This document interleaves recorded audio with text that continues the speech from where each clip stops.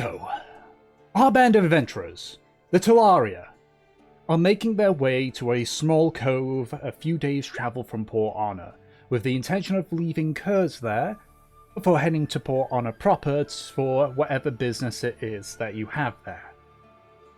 Your journey through the southern parts of the Republic have been somewhat eventful, mostly involving mysteries and close encounters, though you have done battle on several occasions. You had ran into an old ally, Olivia, who had been making her way to Port Honor with the intent to actually meet up with you all. After a small discussion, you split apart at the crossroads to Orfrid, and continued to make your way towards the cove. During this travel, you will be set upon by a group of gnolls, who you did battle with and were victorious with.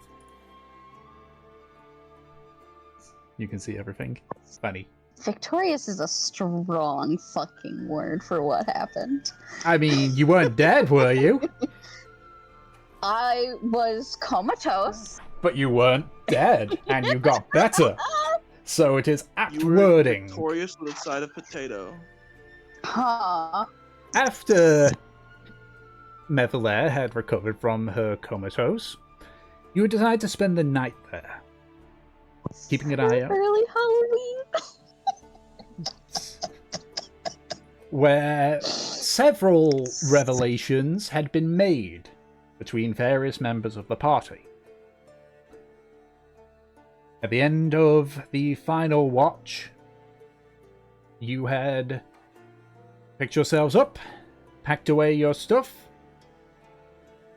and you began to continue making your way towards the cove. And that is where we left off. Now, let me just roll up real quickly to see what was rolled. Did we roll? Yeah, we did. Oh, Aki, 4. Yeah, Aki rolled a 4. Okay, alrighty. So, as you continue to travel, keeping the cobbles to your right, you are mostly walking around hills and fields until eventually you start to spot what looks to be, based on your experience, Aki, a animal trail. Deciding to follow this in order to keep yourself going in a steady direction and minimizing any climbing that you need to do, you begin to follow it. Passing, you see like several outcrops of bare rocks, a few trees. Can I tell what animal it is that's leaving the tracks? It's just an animal trail. Okay. So you mean it's just something that's been heavily treaded on? Yes. Oh, so okay, so it's not footprints. It's just more just like It's you know, the ground's been worn away. Where people have, yeah. Okay, great. Yeah, the grass has been like worn away, or you can see is like clearly has been chewed. You see like dried animal droppings here and there. All right. I get you. I get you. Yeah. Okay. Yeah, so you walk past the various rocks and trees. You notice, for example, a squirrel that is perched far lower than normal, something lower on the tree.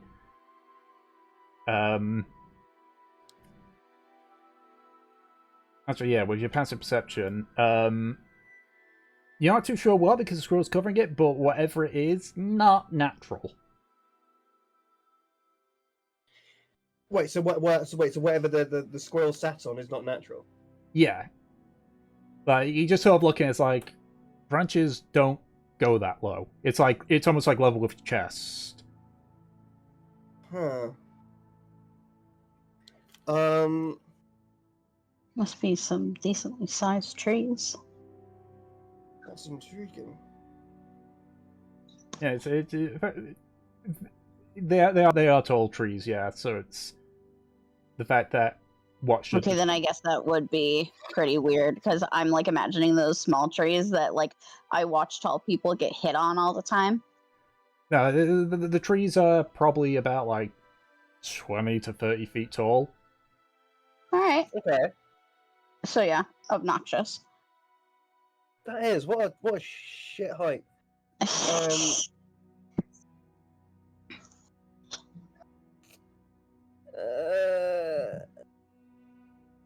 What you gonna do, Aki? We can't see it. You can. I know. I know. What a bad day to not have selected speak to plants. Bollocks! But I can do this. I'm gonna cast this as a ritual. Okay, so you Ritual? stop Okay. everybody. Okay. No, I won't. That's me. Okay, good point. I forget ritual's 10 minutes. Yeah. I'm not gonna stop everyone. I'm probably. Shit, I've got a spare slot I can spare. Okay, so you just cast it instantly. Got it. Yeah. And so I'm gonna go over to the little fuzzy lumpkin and just ask him. Let's ask him. Sorry to bother you, my friend. But you don't happen to know much about this part of the forest, do you? You're asking the squirrel. Yes. So you approach the squirrel so you can actually speak to it. Mm-hmm. You can actually see at this point, just before whatever the squirrel says, you can actually see that he's sitting on what looks to be a metal hook embedded into the tree. Oh, okay. And Aki just spots the metal tree and he goes, "Oh God, what's happened to you?" Oh, me? No, I'm fine. I'm fine. Just natural perching. Sitting on it. Mev will peer over. Chris, as she looks at the squirrel and the hook and everything, is this hook particularly significant, important? Like, You have an idea weird of what about it it? might be, and if Havelock is looking, he knows as well. Okay, then what?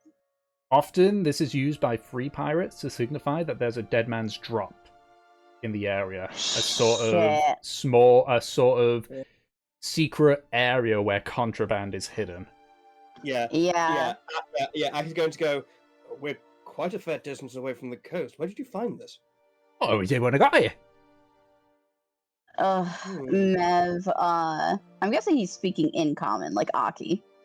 Yeah. But he's technically speaking squirrel, but yeah. I can't speak to the squirrel, but we've had a conversation before about Aki speaking in Druidic to animals and it not working and them having to speak common. Yes. So Tom, like, he's speaking common out loud by your definition. Yes. So, yeah, she runs a hand through her hair. Havelock, there's a drop. This is. What do you mean? It's flat ground. No, she steps past Aki and fucking. I don't know if the squirrel will let her, but she just kind of like taps the hook. Steady on. Hold on. You have nothing to fear from her. She is curious and inquisitive as any of us. She is my friend, Mevalem. My name is Akrisk. Delighted to meet you. All right. What, just want my perch or something? Yes. She thinks there may be more in where you've chosen to hang your hat than meets the eye. She's not going to take it, is she? Well, I don't know what her intentions stares are. at Aki, like, what's going on? Yeah, Aki, Aki does kind of glance over to Mev and goes, well, I can't read her mind. I don't have skills of divination. I don't know what she's going to do, but I'm sure... fucking snorts. Fucking can't read my mind. I can certainly read yours. What the fuck is this thing saying? I'm sorry, not thing. She looks to the squirrel. This fine, well-appointed fellow, he has found a nice, comfortable home here in, what did you call it, her dead drop? Or a drop Dead or man's something? drop. A dead man's drop. And he's just worried that you might, take it or cause structural damage to his home or something. Do I need to take the hook? You don't need to take the hook, it's just simply an indication that It's there's just a signifier. one. Yeah. Okay. Yeah. All okay. right. Yeah, she shakes her head. I don't need to do anything like that. Okay. This hook points to a dead man's drop. It's an indication or symbol. It basically means that you know how people smuggle bullshit that they aren't supposed to have? Contraband. Yes. This indicates that there's some sort of supply here that someone else is supposed to pick up. Oh, right. Okay. And so essentially, there would be like sort of and I imagine that this isn't the only one in this vicinity. There'd probably be a network of these things where they'd be dropped upon dropped upon dropped, and different liaisons would go between them. And considering that we are close to the cove, it's likely that we'd run into a couple of these. It might be worth it to check out, but it also means that we might run into someone actually looking for these items.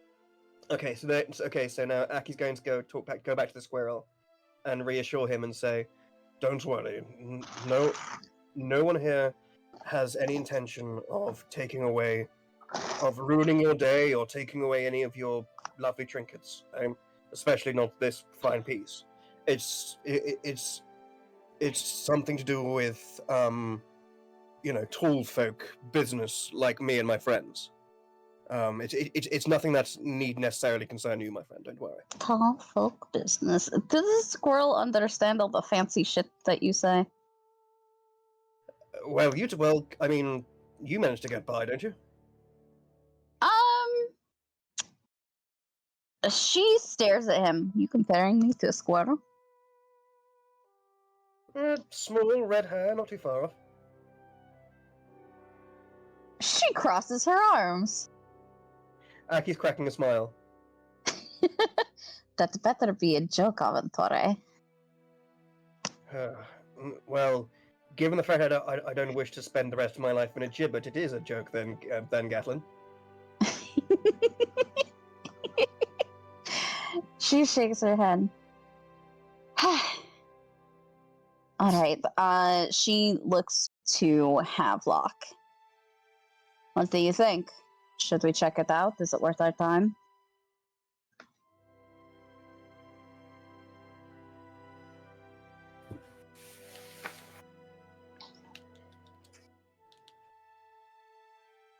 Fucking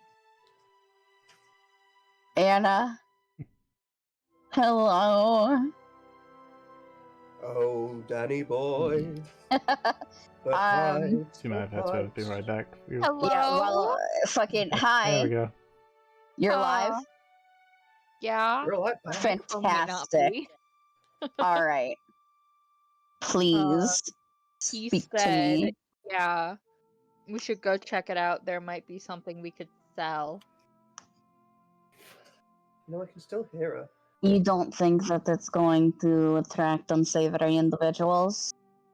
Well, I guess we'd have to see what the fuck is in there first. Tom, Yes. can I glean anything else from the hook? Say, like they use a specific metal to highlight importance of contraband? Typically, they don't. It's specifically to avoid them realizing, oh, there might be something real good. They just use a regular hook. And how close are these usually? Usually within a mile of the hook at a certain. You're not too. It doesn't. There's not really a specific area where, but it's just within like a 1 mile radius. Which means we could be searching for a while. You know what might help with our search, Mev? Oh god. Wait, actually, I know what you're gonna say, but please say it. Let's call up an animal. Call up an animal? Oh my god, that is not where I thought you were going. What were you thinking? Fucking, you're a paladin. You should have locate object. No, I Not don't. at that level. Not at that level. What level are you in paladin? She's only a first level paladin, I think. Oh my gosh, you didn't fucking. Oh my Okay. god. First or second level, if I recall. I don't know. I don't. Okay. Yeah, Actually, paladin's I've got a- my lower level, thank you. I thought that you were higher. Can I just say, there is Yeah. someone in the party who can do locate object. Well, it would be nice if that person would speak up in game, but who knows? I'm trying to make friends with a squirrel here. Thank you. Plus, No, I could plus, I'm speak- assuming you oh. don't have it prepared, do you? That doesn't matter because guess what? Druids can summon like any fucking spell they want as long as they take a couple minutes. Mm-hmm. Really? Yeah. Oh, it's a short rest, isn't it? Nope. They can say like, I'm okay. Give me 5 minutes. I'm gonna get a spell ready. Really? Yeah, it's equivalent to whatever that spell slot level is. So, Okay. locate object is a second level spell.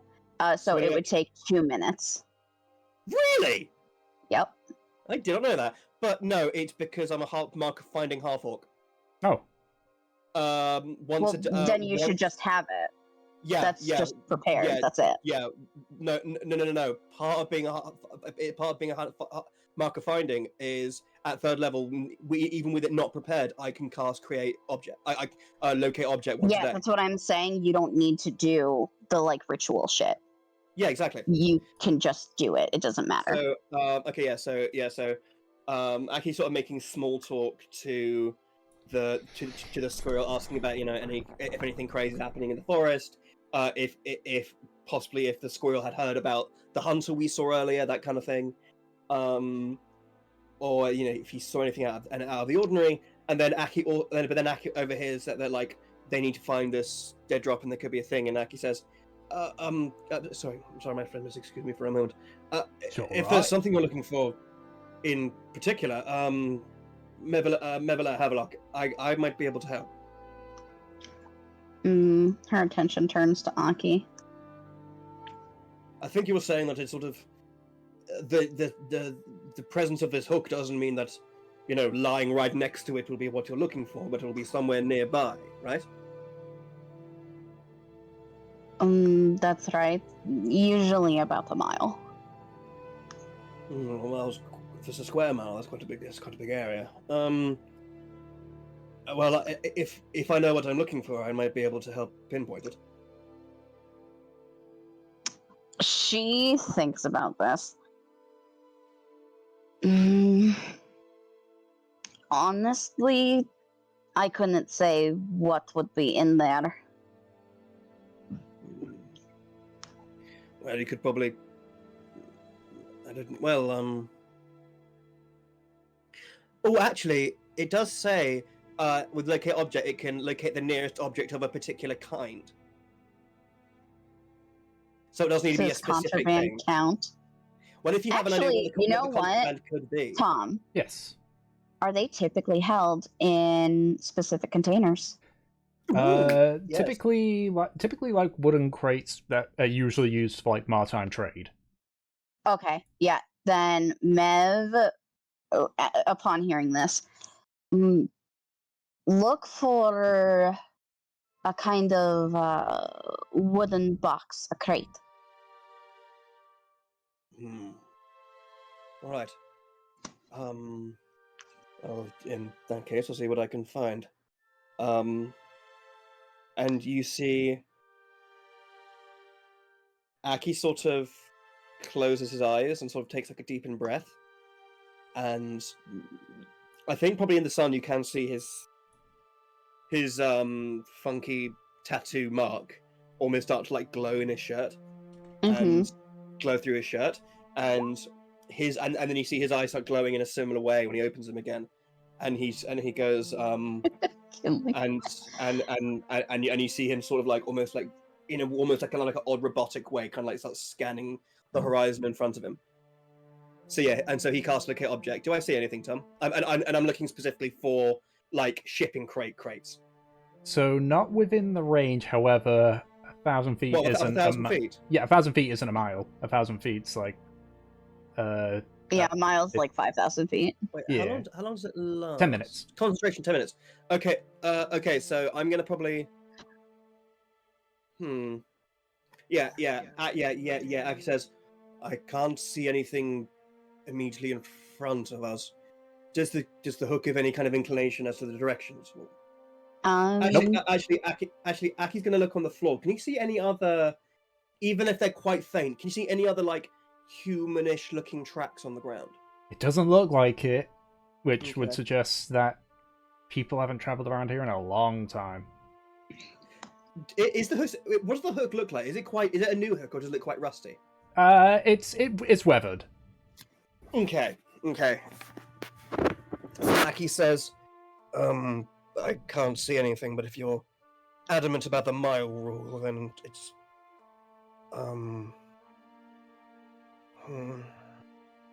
Aki will start, like,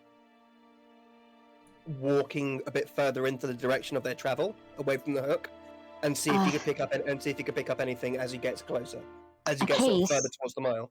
Yeah, she starts to follow him. Yes. You see Aki's, like, literally looking at the horizon, like he's not even blinking as he looks. She gently sets a hand on his arm. You almost get like, yeah. Yeah, you you put a hand on his shoulder, and usually you'd expect like quite a reaction from him, but like you barely get one. He's really focused on looking for stuff. Yeah. She's gonna make a note of that, but why don't we pick up the pace in the direction of the cove, and if you sense anything, then we'll go.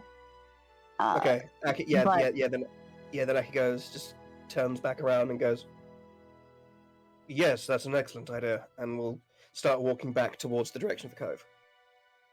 Yeah, she looks to the others, gestures for them to like follow, but she's going to stick close to Aki, kind of watching him while he does this. Alrighty, if that's the case, Aki, make an investigation check with advantage. Yay! Investigation. What? Yeah. 9. 9.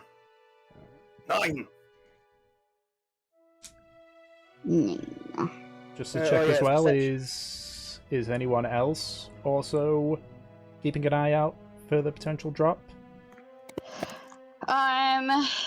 No, I have to keep watch on Aki. If I used Valkyr, I would be fucking melted into the floor, so. Oh, hold on. I forgot. Oh, wait, no. Your D4? No. Because I have Observant. Yes. It says I get a +5 bonus to passive wisdom and perception and intelligence investigation scores. Okay. So that's +5. So that's a 14, really. Okay. Alright.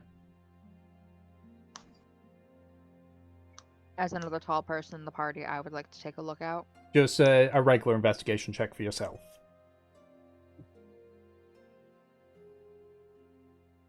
Havelock. Wow, you guys. You're disappointing me. Okay, well, you know what? I don't control the dice. Yeah, fucking. Yeah. You know what? I'm gonna roll to see if either Curse or Thirst takes part. Peach has got to be in the coal mines in 10 minutes, guys. What the hell?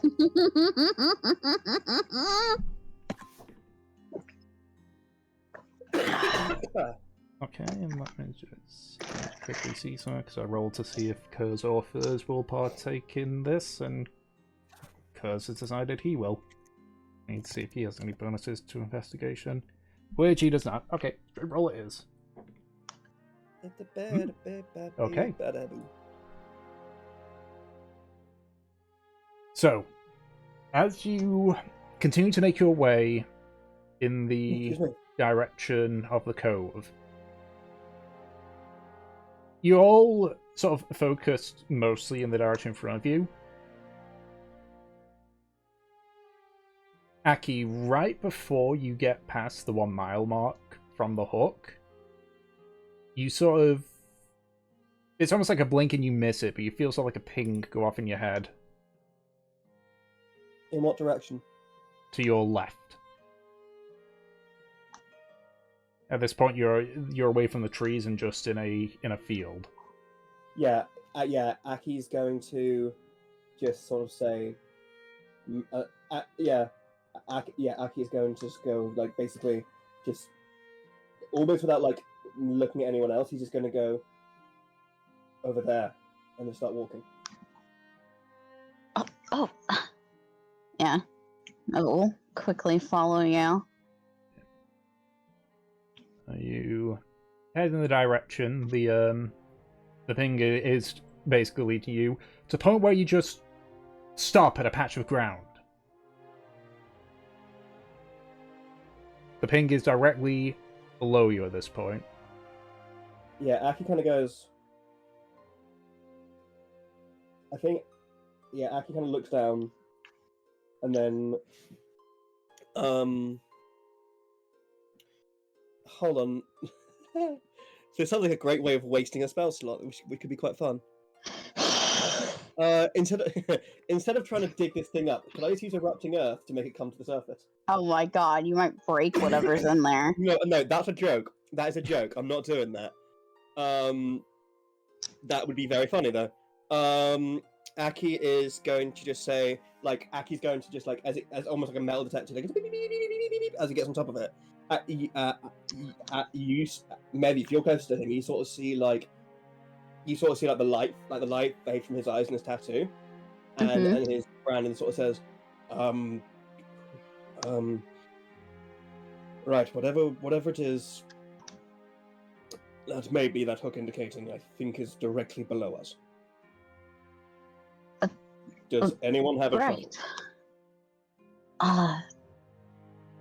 Good fucking question.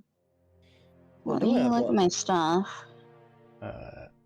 As you do this, you just see Kurz just sort of like walk up and just start scraping at the dirt. Dig. Yep. There he goes. He only like goes a few bits until you hear the sound of like nails on wood, and he just kind of like stops. Well, shit, Curse. He moves his hand away, and you can see it's not. It appears to be a sort of like trapdoor almost. Oh, Neville leaned down and Aki's gonna try to get like a finger or a fingernail like round and like under the lip and see if he can lift it up. Yeah. It doesn't appear to have a lock on it, and so it's a bit tough because to shift the vegetation that's grown over it, but you're able to sort of like pull it open, and inside is a small cubby with a wooden box. Looks typically like the ones used in maritime trading, but much smaller, only about 10 inches, half as much width-wise and depth. Has it got any markings on it or anything in the box? Looking at it, no. The wooden planks, while dirty, are still in good condition, and there's even like a metal trim around the edges and a padlock on the front, preventing it from being opened. Okay. All right. I was wondering. I thought it would have been fun if it was just like Aki found like stuff that had been stolen from the Aventori trading family. It's like my great grandmother's we don't know what's in here yet, but Mev will take out the box. Okay. Yeah. Aki. Yeah. It's got a bit of heft to it, despite its size. Oh, all right. Right. Does anyone here at all know anything about picking locks, or I don't know, feel strong or burly enough to be able to break the lock or something? You got the crowbar. I can Capital. try Well, picking the lock. Would you have a lockpick? Yeah, do you have thieves' tools? A pick of lock? Would you let me borrow your thieves' tools? Do you have thieves' tools? Oh, no, I thought you said you did. No, I don't have thieves' tools. I'm asking you because that's the only way you're gonna be able to pick a lock. True. No. Ignore me. All right. Yep. Then Mev, if you guys don't have any other suggestions, she's gonna set it down. She's gonna get her crowbar.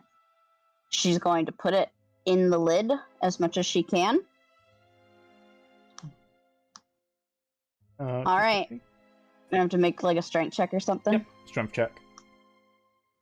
Do Cool. I get anything for using the crowbar? Just have to quick check something. Tell you what, thingy, what's her name? Peach. Thingy. Yeah, the cat's mother. Aki puts a hand on your shoulder, and hold on, where is it? You have to use like guidance on me. Aki puts a hand on your shoulder and basically says,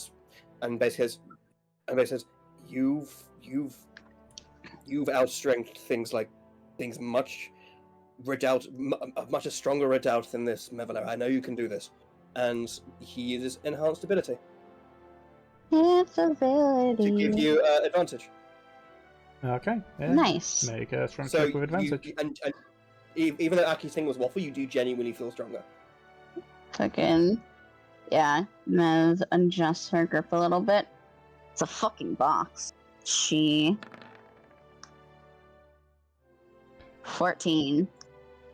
It's not a. It's a standard padlock. There's nothing special about it. It does. The box does shift as you try to do that. But you eventually you hear the wood crack as you essentially rip the latch off. Oh. Get fucked.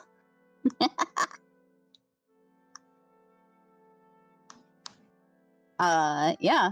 So box peels open. What's in it?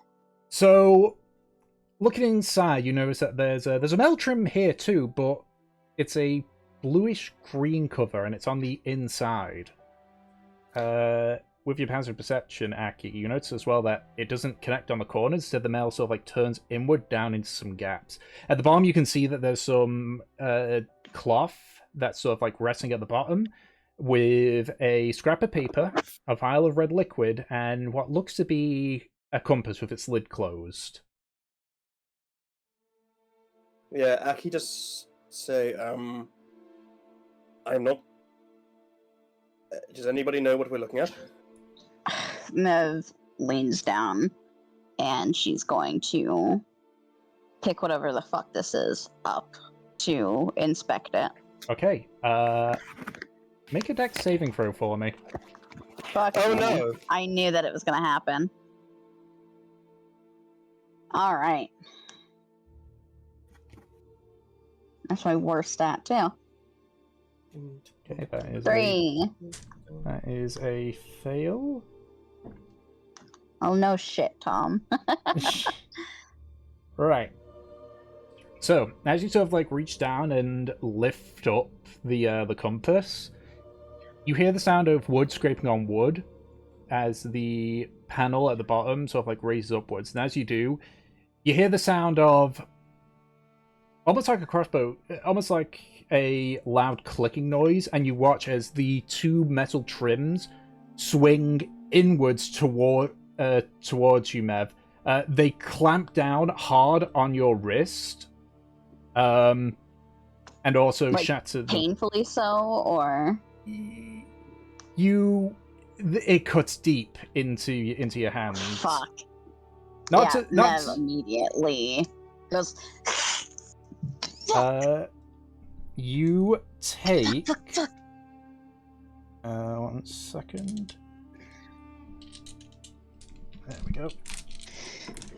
Yep.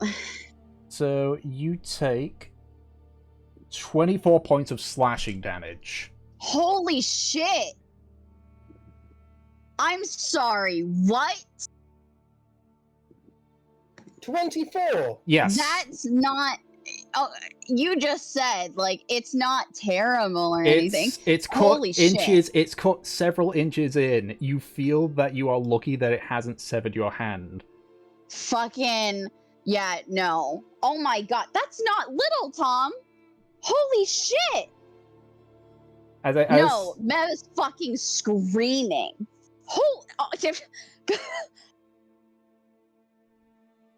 Yeah. Aki is gonna just run over and go and basically go and almost like start freaking out himself and just go like and basically like oh god, what the hell's happened? What is this thing? Like take 15 health. Real quick. Fucking slap. Take you're 15 going. health. My hand's still in it. You're gonna heal me while my hand's in it. Yeah, Might help. It might help. It might fuse my flesh. Fuck. How the fuck can I wrench this off? Please, God, don't heal me. Strength check. Fucking. No, If you go near it, Mev immediately fucking screams, "Don't touch it! Don't touch it! Don't touch me! Don't! Okay. Fuck my arm. Okay. There's like tears in her eyes from the pain. She looks up at like the kind of forest roof. Okay. So you know, as you're doing this, Mhm. the blood, the vial in the liquid in the vial plus your blood, so if like you see it starting to swirl around a little bit and start crawling up the box. You've got probably one turn before whatever happens. So just No. Fakir! And she is going to try and blink. Okay. About 15 feet away. All right. So, thankfully, the blink, as far as you can't bring anything that's not you. Well, thankfully, you can't bring. You have been restrained in the past and have been able to blink out of it. So yes, you are able to. Okay, so like, I don't take it with me. You don't take it with you, but now Valkyr is sort of like, he's got his hands stuck in there. Well, he's not going to be affected. He's going to be fucking. He's going to disappear once he takes damage in there. Yeah. But it's just got clamped down hard on him. Yeah, Mev fucking, like, she's grabbing her wrist, trying to do some sort of, like, pressure on it, and she just holds it very close. Yeah. Fuck.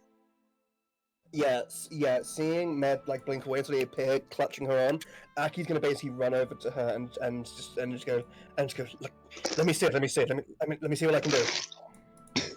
Fuck, it's completely fucked, Aki. She. Okay. I understand.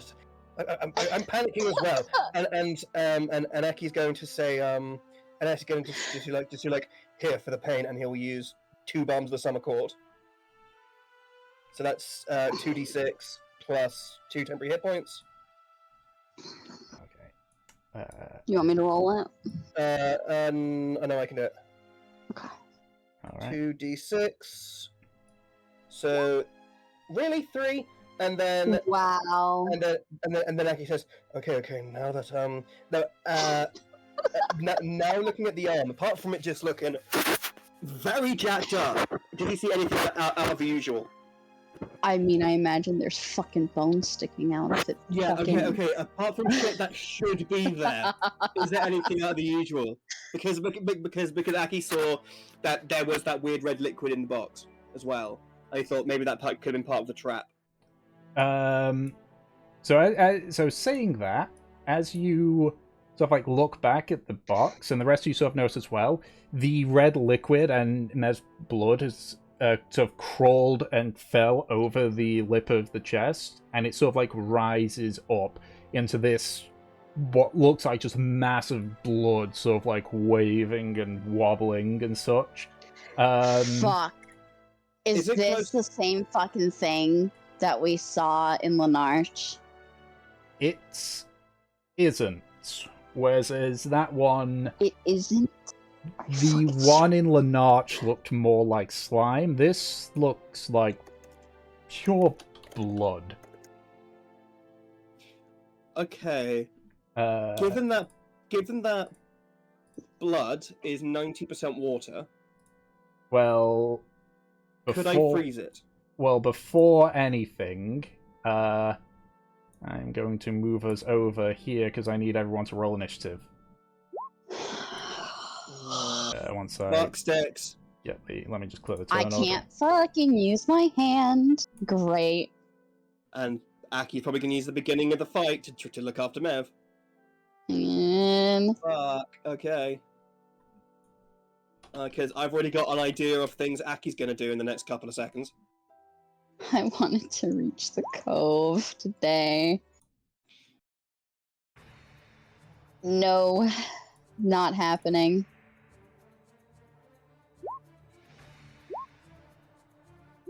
No cove. No cove, only pain. I There we think go. a couple Only of Catwalks rolled on initiative before. This is fucking. This is the second combat in a row that Matt Yes. has been completely fucked. I don't know what to tell you, man. Holy shit. Can we at least get some dinner? Because I'd like to be wined and dined after I get fucked. Fuck Okay, it. I can't get rid of the the white background. Oh, so this just- sucks. Uh, Yes, a compass and a note, but it doesn't fucking matter right now. a compass, a note, and a vial which got broken. Yeah, it's like... This might end up looking absolutely massive because I haven't been able to Oh, build out of it Yeah, properly. it's just like what's in the book. Like, you know, there's other Yep, stuff yeah, in the that's book. way too Yeah, big. like, so's our demise. It's the only thing that's important. Aw, that thing looked cute though. Quickly check because he's Yeah, but... okay. So 5, 10, 15. Okay, so you cannot tell me that Alara doesn't have something to do with this. I blame her. it's always Alara's fault. It's always that fucking spider bitch's fault.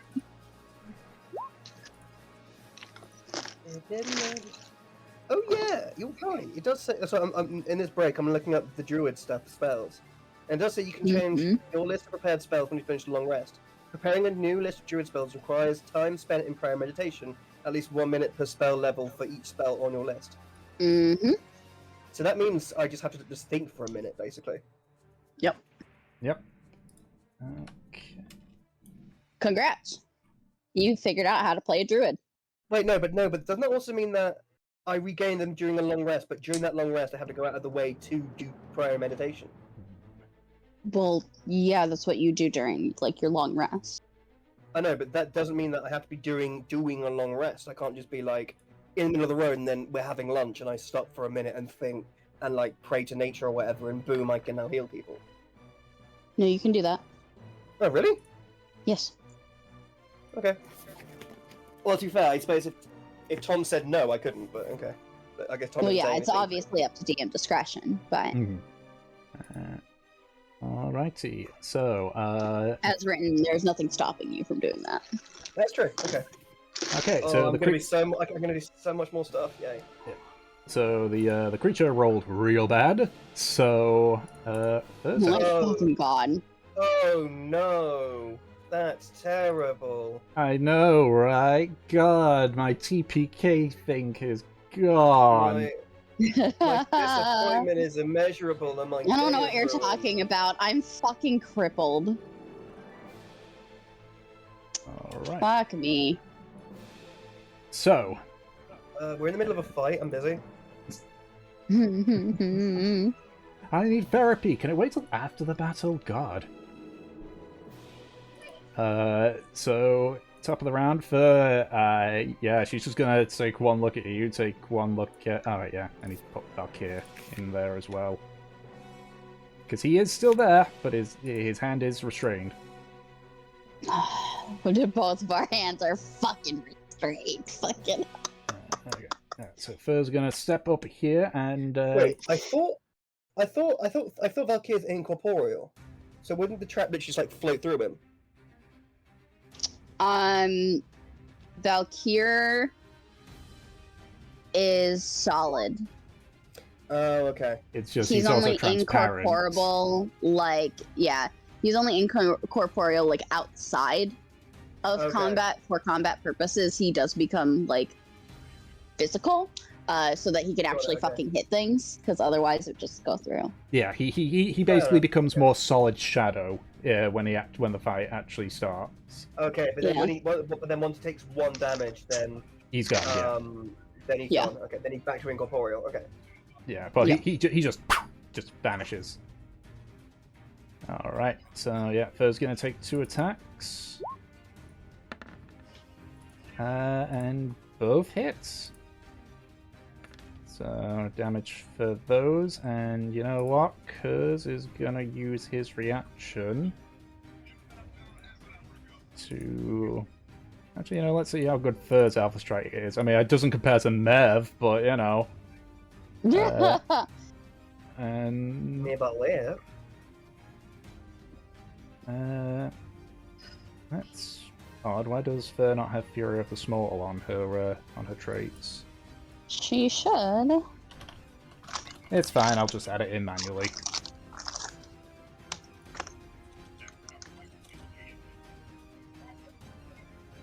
Oh, it's not even showing up on the Compodium?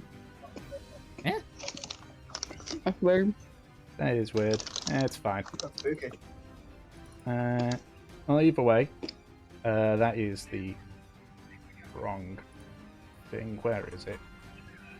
There it is. I was looking at the wrong bit because I used a Wormling for Kurz's token. Yeah. He is going to use his reaction to infuse one of Fur's attacks with poison damage. So... And that's max damage. So in total, that is... 20 points of damage on the creature. Alright. And that is first turn. It's now Kurz's go, so he's going to just run up and do a bite attack. So that is... Oh, I think that's a miss. Oh, no, it's a hit. Luckily. So that is 5 points of damage onto the creature. Alright. Killing, you're up.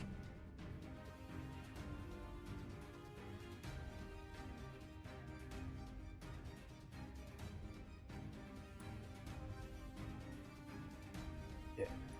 You may.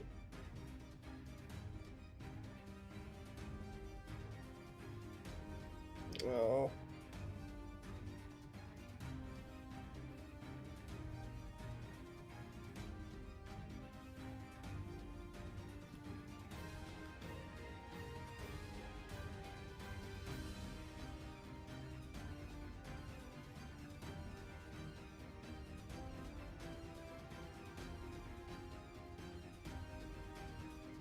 Okie dokie.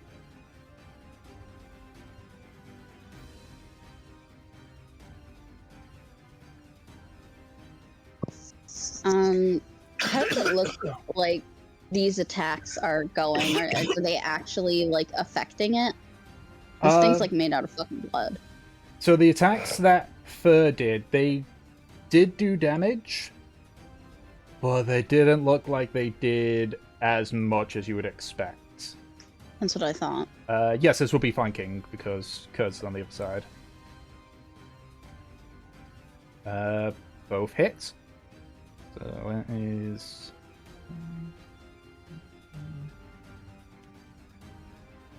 Sorry, just mapping this right now.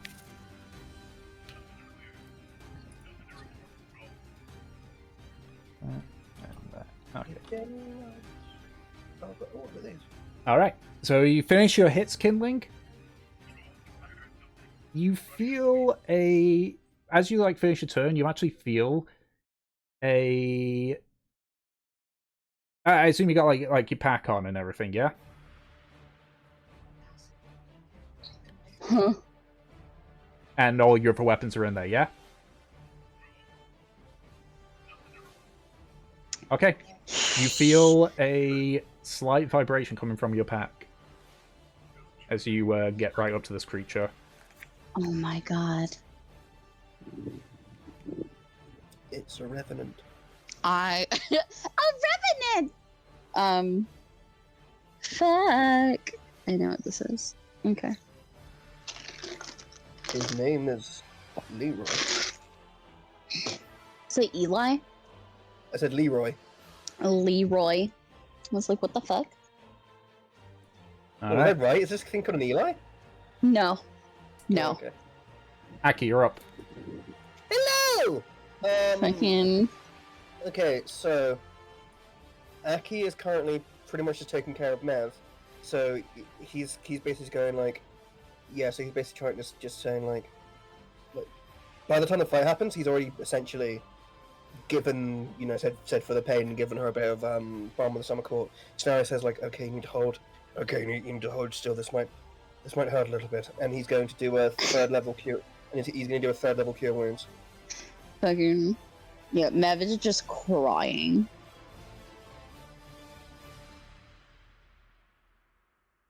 Really? Oh my god. I mean, Oh my god. Actually, no, that's 19. That's not bad. Yeah, that's nice. Again? You rolled max on the higher level cast, I think. Is it? That's Oh, true, D8. Near max. Oh, sorry. Yeah, because I always forget the high level cut you add those together. Yeah, it's a D8. Oh shit! I thought that was sorry. I only saw the 7 healing, and I was like, that's not very good. No. And So I realized, oh wait, no, that's all that sort of stuff. Okay, yeah, never mind. Turns out I'm great. Okay. Okay. And then as a bonus action, Tom, Yes. can I, with her freaking out, can I like rip off part of my shirt sleeve and try to like use that as like and use that to like bind her arm to stop the bleeding? Okay. Yeah. Okay. Would that be a medicine? No, that wouldn't be a medicine check, would it? To make it tourniquet like that? If you're just doing it like very quickly, then there's no check. But there's no. It is a very quick thing because I'm kind of panicking and at the corner of my eye I'm saying, "What the fuck is that thing over there?"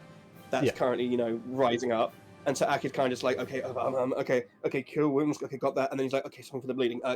There you go. That, yeah. Yeah. And he's gonna just rip some of his shirt sleeve off and wrap it around her arm. Yeah. You do actually notice That's as well something as you're doing this that compared to like normal cuts, like from blades, this is a incredibly clean cut. Mm-hmm. And I'm guessing I'm seeing it. Does the cut genuinely go like right to the bone? It looks like the bone is what stopped it. But even then, Jesus Christ. Yeah, but even then, it's like you can sort of tell, like you see a small mark. The cure wounds helps it slightly, but it mostly deals with the flesh. Okay. Yeah. Oh god. Yeah. This is bad. I was gonna say, okay, that should be fine. That should be okay for now. But this arm probably won't be as strong as it was for at least a couple weeks. Fucking... I think that just makes Mev cry harder.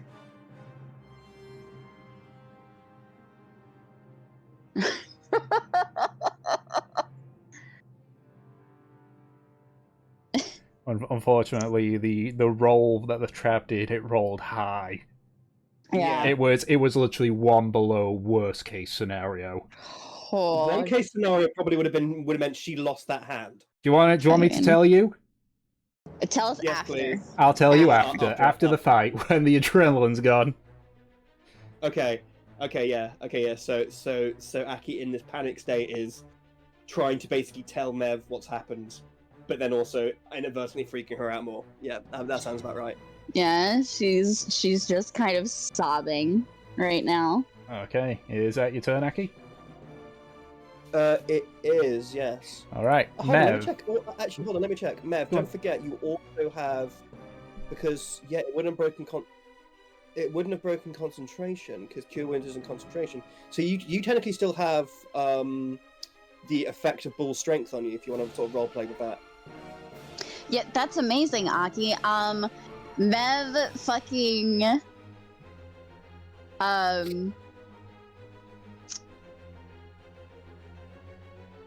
I'm just thinking about it right now.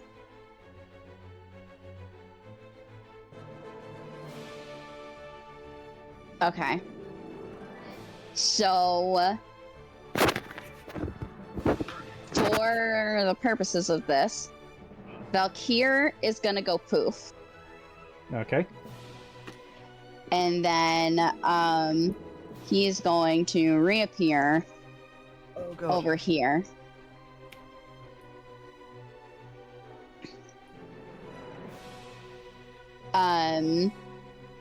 So he won't have this fucking box on him. Valkyr can hear Mevs like freaking out in their heads.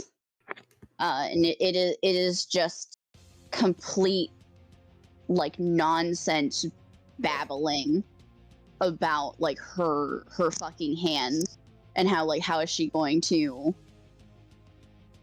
fight like this? Like, this is literally her entire fucking life. Like, what's gonna happen? And it's gibberish, not thinking about the situation right now. Can I ask what hand did she put in? Fucking her left. Shit. Okay. Yep.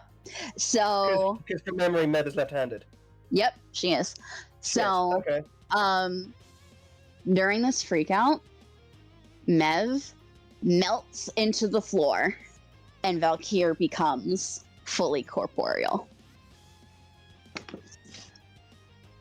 Okie dokie. And Valkyr is going to take over in this fight, but I will play him in combat. Has he got a full stat block and stuff? Fucking. I think the intention is that basically he's taking Mev's entire stat block for this fight. Yes, he is taking Mev's stat block for this. She would take the place of Valkyr, so like she would go poof and everything. He has like Mev's health and AC and everything right now. Yeah, that's fine. Okay. I think that's cool, so I'll totally allow it. Yeah. So Aki, you watch Mev as she's like freaking out and sobbing. She immediately starts flickering in and out of existence and just melts into the forest floor. Yeah. Aki is saying, Aki is trying to almost like do a split second backtrack from saying okay,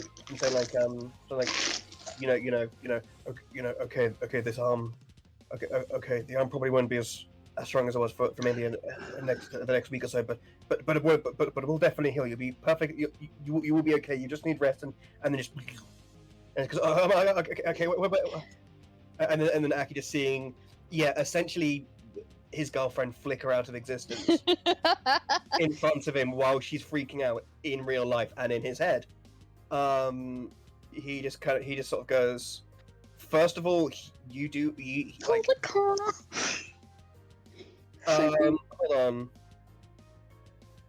What would I have to roll to see if Aki starts freaking out? Probably a wisdom check. I'm gonna do it with disadvantage. Fucking sewer shadow. Well, because one of his flaws is he can be prone to sensory overload, and I think all this shit happening at once. This is gonna be something. Okay, 11. I think that passes, right? You just need like a 10. Typically with stuff like that, unless it specifies, it's usually if it's above a 10, it's a success. Okay. Aki does start to sort of hyperventilate and goes, no, stay here, stay. And then he kind of just like starts like freaking out and like blinking really quickly and sort of like shrinking into himself, and then he kind of just sees, and then he sort of like slightly snaps to and then sees Valkyr lying where Mev was, and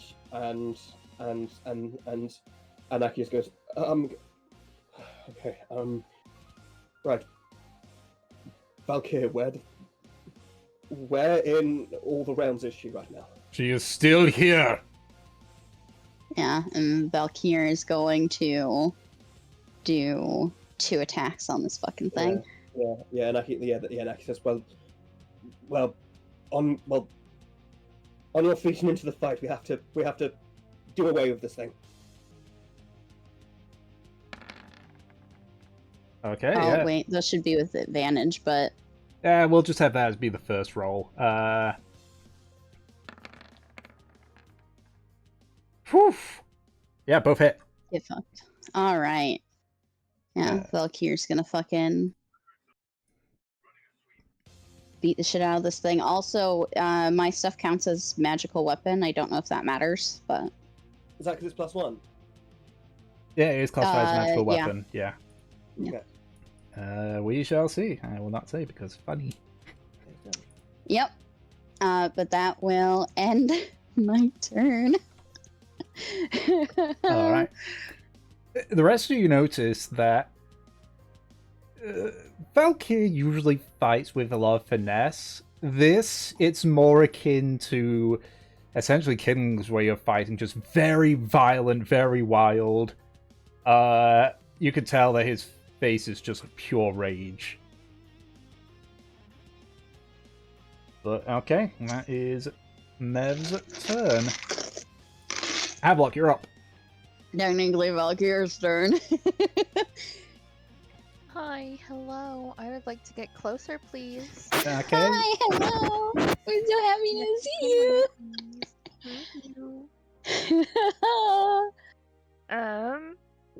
I would like to use Leomar, but first I would like to do the Wrathful Smite. I can do that, yes? Should be? Sec, cause Peach, I've never smited before, help me. Raffle What are you asking? Smite. Oh, you want to I cast have Raffle bonus Smite, yeah? action As a smite bonus for the action. attack, right? Yes. Yes. Okay, so I would like to bonus action my smite. Okie dokie. So roll? Yep, Or just now wait you roll. until I see if it... Because it basically is active up to a minute or until you hit. So do Yep, and then do an attack roll. yeah, do your attack roll. 13 misses. Alright, I end my turn. Okie dokie. Actually, wait. Roll again because you have advantage because Kindling raged. Aw, thank you, Kindling. Come Thank on, Glorious, angry little fucker. do it, do it. Okay, that time it hits, so Woo! it needs to And the make... damage is better. Oh, yeah. Yeah. So it needs to make a wisdom saving throw. How wise is this thing? Not very. What does... One sec, let me just roll that to see. What does it do? I'll be frightened until the spell ends. Okay. Alright. So, that is 5 points of slashing damage and 5 points of psychic damage. And would I also be able to expend one of Leomar's uses of Frostbite at the same time? Yep. Awesome, I would like to do that. Alright, so what's the DC on that one and what check is it? Let's see. Alright, DC it's 12. Constitution save. It just makes a save. So no damage, unfortunately. But I made all the other stuff hit, so that's good. Is that your turn? Yes. Okie dokie. So, it is now the creature's turn. The first thing it's going to do is it's going to move into the space of kindling and fur. Huh. Great. And let me just quickly check here because there's a lot of stuff. Does Curse get an opportunity attack? Yes, he does. I'm doing that in a second. It's just... I don't, because I have reach. Mm-hmm. Okay. It's one of the better Halo games. It is. It was, and then they ruined it. So, you watch as it sort of like shrinks down and sort of like pulls itself around fur and kindling. They both need to make strength saving throws.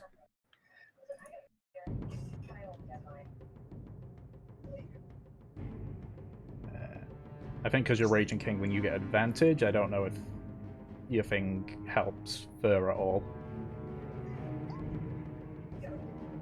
Well, while you do that, oh wait, no.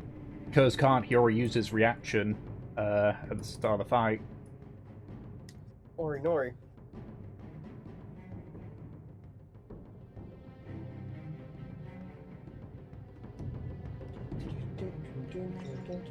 Ooh, is this some new music? Nope.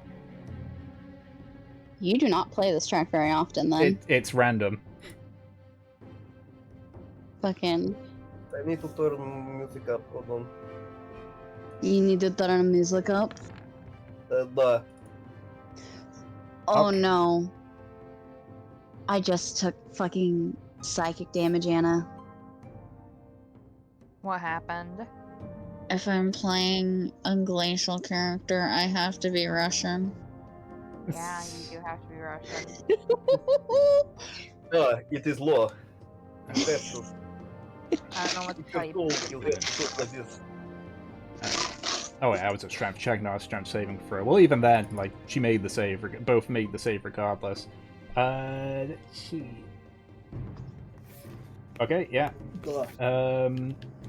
So, as it sort of... No, not you. If I accidentally did a strength check when it was a saving throw I was meant to do. As you sort of, like, step back a little bit, the blood puddle sort of, like, ripples and then shoots upwards. The two, they sort of, like, begin to wrap around the two of you, and you sort of, like, both throw yourself backwards. I just need to move them there, because you guys get pushed out of its space. Interesting. It's sort of like, you sort of like feel a draining effect on you as it sort of like begins to wrap around, but you're able to sort of like pull yourself away in time before it does anything. Yeah, that's its turn. So, it is now Fur's turn. She's just sort of like, she's like steps back a little bit. Before she sort of... I need to check one of her spells. Just in case.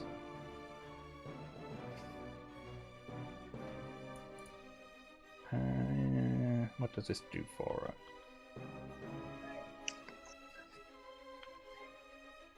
her? Yeah, she's gonna bonus action ensnaring strike and is gonna make 2 attacks.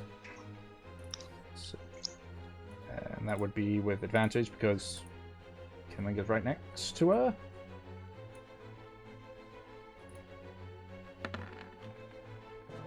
Hey.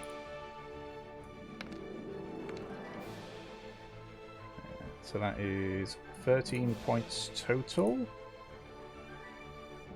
That brings that down to... I just need to check, does that give damage? Ah, right. Well, Phil wouldn't have known that. So you watch as she, like, stabs with a spear, and the part of the wood sort of, like, pulls off the spear itself. It begins to wrap itself around the blood creature. It begins to sort of, like, squeeze tight before it just goes into the creature and falls down. And first of all, it pulls back. It's like, shit. After first turn, it's Kurz, who's gonna just. He's doing his best, and his best is a hit apparently. Bless. And his best is also apparently dealing like minimum damage. Wait, so can I just check? Is like the creature like is like Fur and Kindling? Are they like inside the creature now? No, they nearly got pulled inside, but they're able to sort of like pull themselves out of it. Okay. But that is both of their turns. So, Kindling, you're up.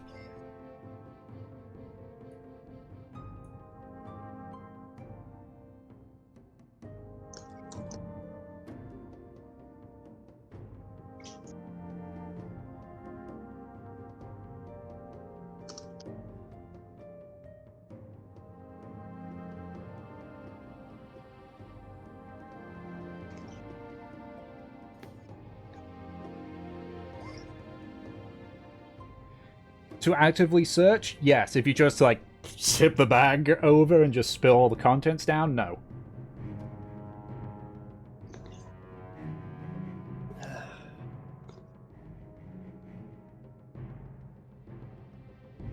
Alright. You spill everything out, like, you guys just watch as Kindling stuff just all falls onto the ground. You notice the dagger that Ferrant gave you. It's glowing and sort of vibrating lightly.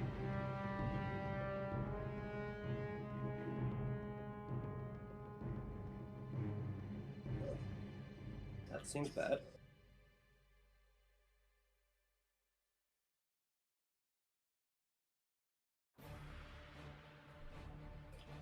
I think it's great. Alright, so you pick up your javelin, you pick up the dagger.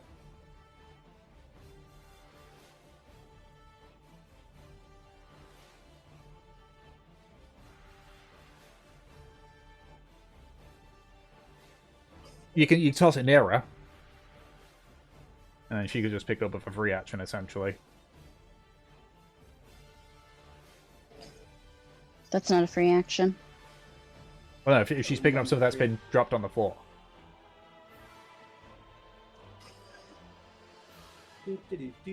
That would be weird because it's like a bonus action to equip items that are already on your person. It's the weird rules that's on the book. I don't disagree, but it's weird that they did it like that when you have to. I think I can see their logic, even though I don't agree with it. It's like, oh, because you gotta like take out the sheath and everything and all that, whereas it's just like, oh, just pick it up. Like I assume that's their logic, but I don't agree with it really. Because unless you specifically say like, oh yeah, the sheath is like designed to avoid it being stolen.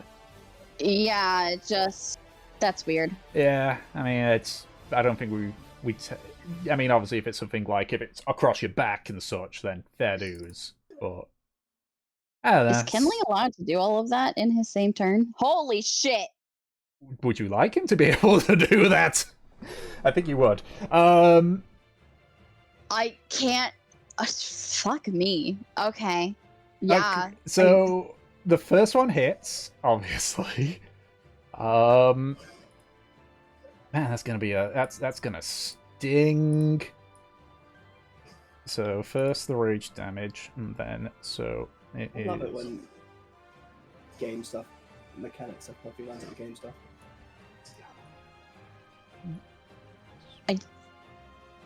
I can't argue with rule of cool. Yep. Yes, the bonus D4 does come into play. Kindling's been waiting for this moment. So roll another D4 for me. Did mind waiting. Yeah. Oh, max damage too. Yes, bitch. Which also means double because of the natural 20. Double. So you sort of like, you take the dagger, just look at it, and you sort of like stab it directly in. Despite the thing being made of liquid, you like make impact almost as if it's, and it feels like you're stabbing into a solid. The creature like flails away, and as it sort of like moves away, you sort of see its essence sort of like slowly being drawn into the dagger itself before it pulls away, so like lashing out at you to the point where you have to sort of like dodge to avoid the second hit.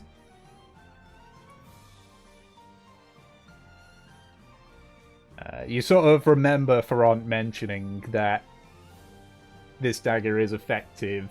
It's built for absorbing elementals. So at the very least, you've established what kind of creature it is. Hell yeah! Now we got business. Elemental. Hell yeah! Now we got business. End of turn. Okay, Aki, you're up. Yeah. Aki will. Okay, so now I'm guessing watching, his girlfriend turn into a burly tattooed guy, and start charging at a massive blood creature.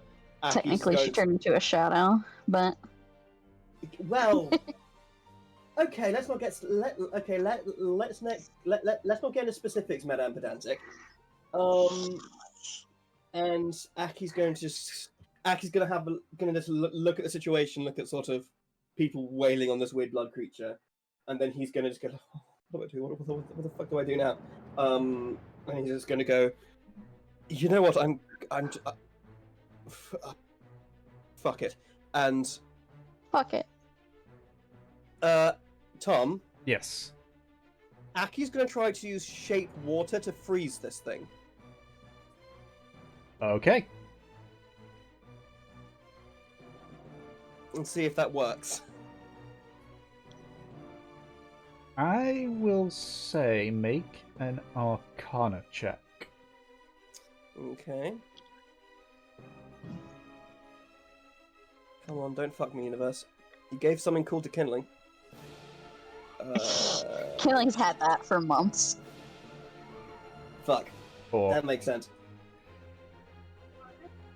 you obviously, Aki yourself, don't know that it's an elemental, so you try to treat it like regular blood, and like it's like you see a few bits sort of like freeze up, but you're not able to like get a good hold with shape water. Unfortunately, you're not able to freeze it, at least with the knowledge you currently Okay. have. Now, annoyingly, that's my action. Mm-hmm. Which, I mean, great turn, Ed. Yeah, you tried to do something cool. It's just unfortunately the dice gods were malevolent. No. It was me trying to be clever. I've been watching a lot of Dimension 20, Clever. and that's something Emily Axford would pull. Okay. In that case, Aki's probably just gonna be. Yeah, he's probably going to pull out his sword and shield and just take another tentative step very close to the closest to the creature. Mm-hmm. So he's gonna go about here.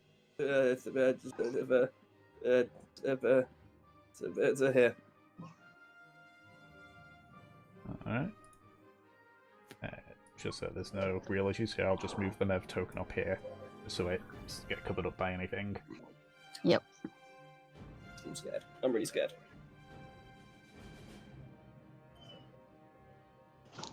I'm fighting my girlfriend's blood. Oh my god. What blood type is Mev? This is Do actually. you know? I'm gonna. Wait, do you know? Yes, I do. Is it B She's negative? A negative. I'm sorry. Can you repeat that again, Ed? A negative. You think she's a type A? I don't know. Okay, and then what did you say, Tom? I said a B negative. Okay. I Does don't know what anyone that else have a means. guess? I don't know what the blood typing Blood means, type. There's personalities that go with blood types. and I don't know them. I judge people by the football team they support. Anyway, Ed, what are you doing? Crying. Aki's is basically going to take his sword, take his scimitar and his shield out, and just basically try to like stand ready, and like if the creature tries to make a move, he's going to try to hit it with his sword. All right. Okay.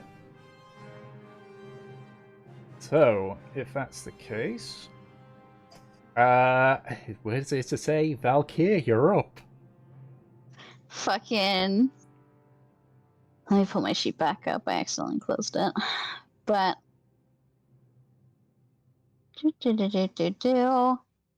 Bum bum bum ba bum. Yeah, Aki has a shield. He's had a shield. Yeah, I've got a shield. I would like to He has shield. attack twice first. Mm-hmm. So 1, 2. Yeah, both hit. Get fucked. And then I would like to action surge. And I am going to use my commander's strike on kindling. And that lets him, with his reaction, do an attack, right? Yep. Adding the superiority die to damage roll, so that's a d6. So yeah, kindling will, Valkyrie will gesture to kindling. I guess I have to play him for this. Fucking kindling, do that again.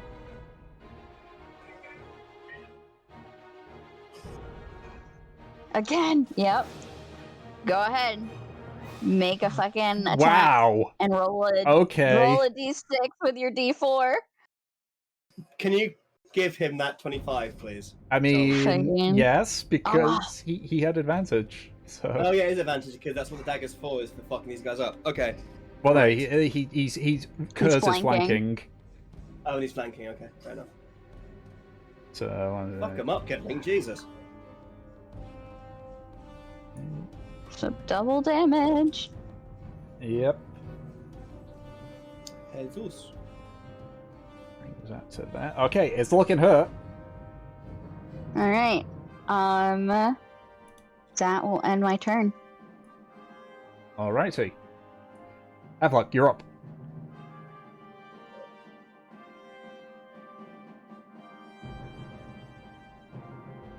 Oh, Havelock was like BRB. Ugh. Bacon rinds. Yeah?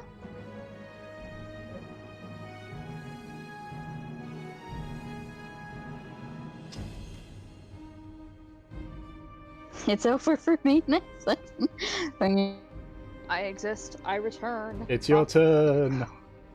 Welcome back. I would like to repeat The what I did prophets last foretold time. your meeting. So you're gonna hit it again with Oh, you're gonna cast What's that? Let me just quick check. Hit is very hard. Next time you hit. Isn't there concentration up to a minute? I was about to say, yeah. It's like, wait, is it one of those where it's like the next hit and that's it, or and it doesn't say the spell ends after the hit, so.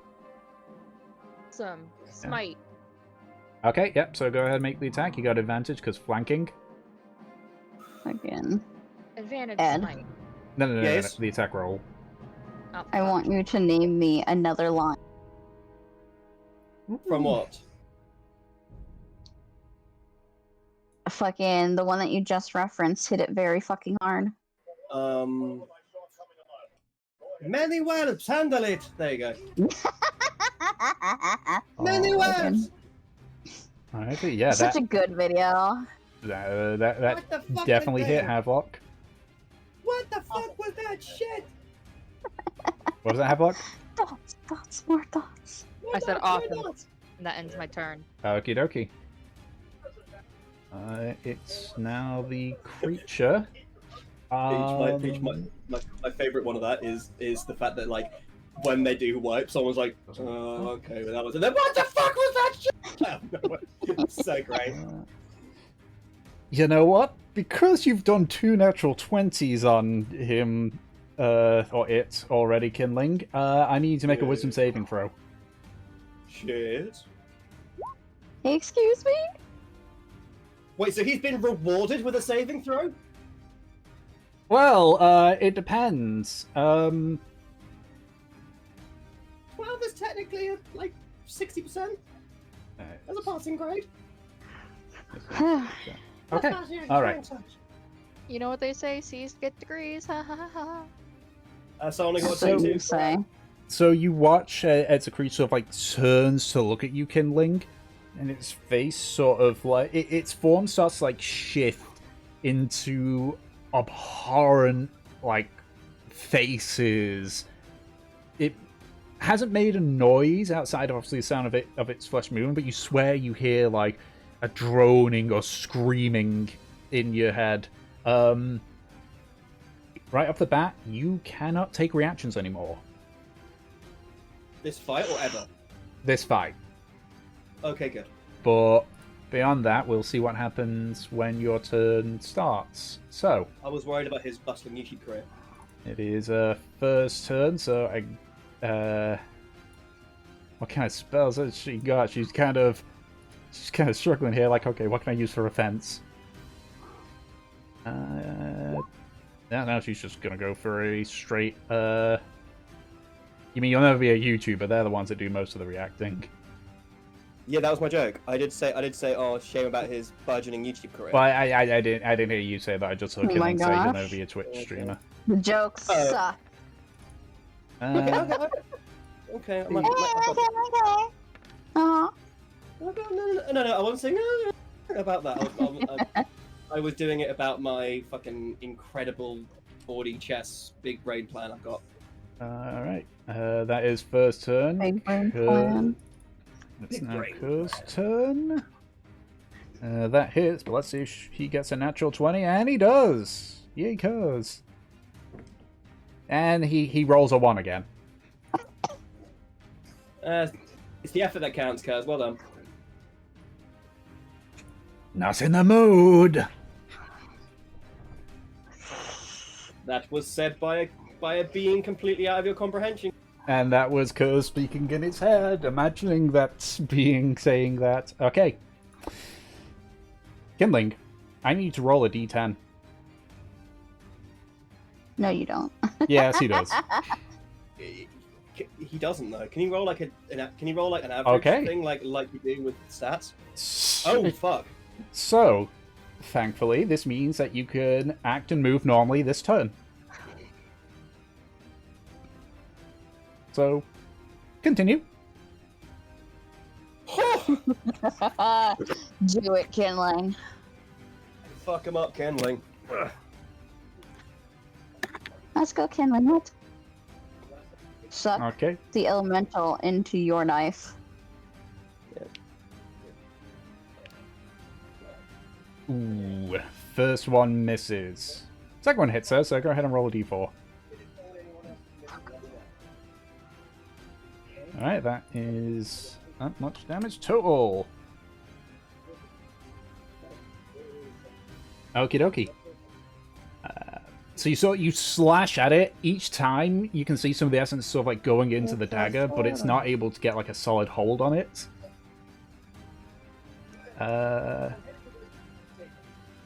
And can you make another wisdom saving throw for me?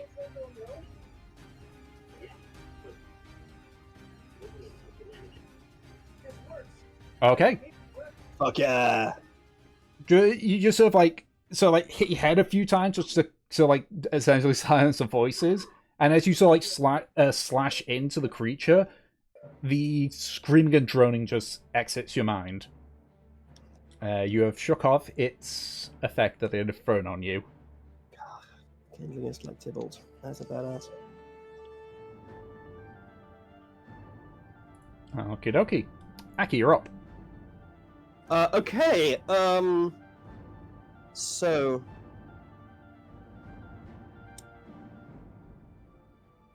Tell you what. Let me check something.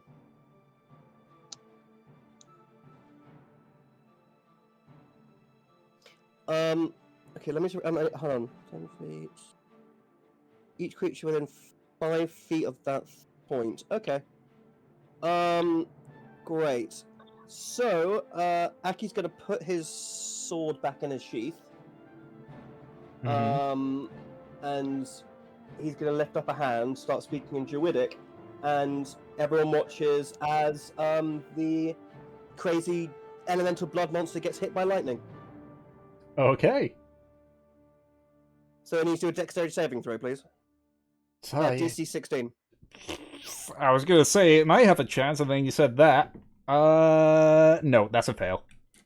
Yay! Okay, so he takes the full whack of 3d10 lightning damage.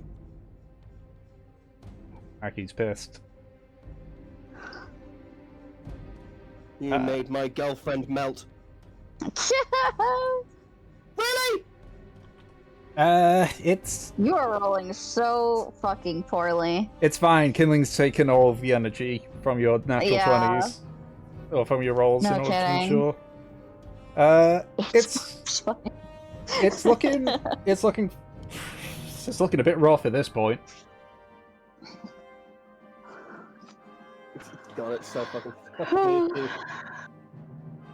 I just like the idea. It's like someone getting tickled by lightning. Mm-hmm.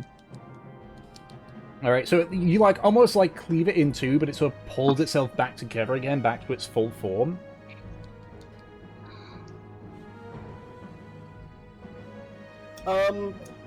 Tell you what, only Fur hears Aki call this creature a very rude word.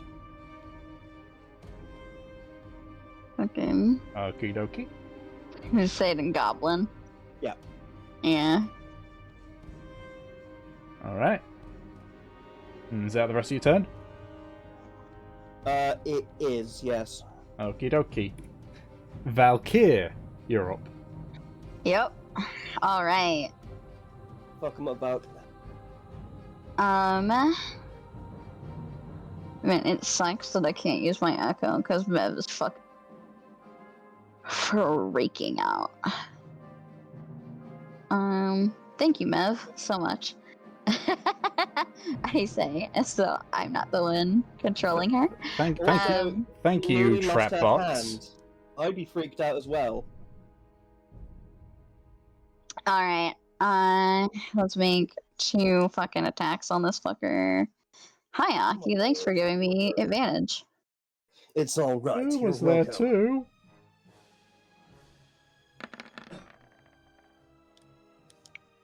Oof. First one hits.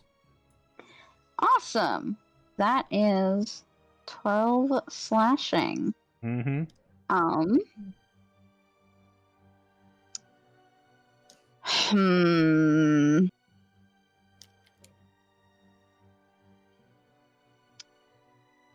gonna roll a wisdom save for Mev.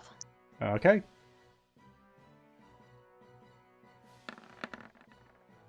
I didn't mean to roll with advantage. Whatever the first one is. 19. 19. Okay. She passes. That's actually pretty good.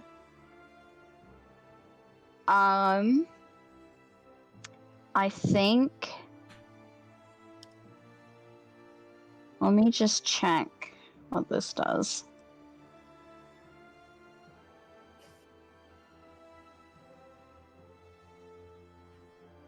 Okay.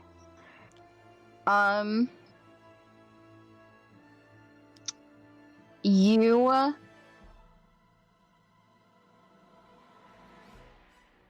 removed. Okay.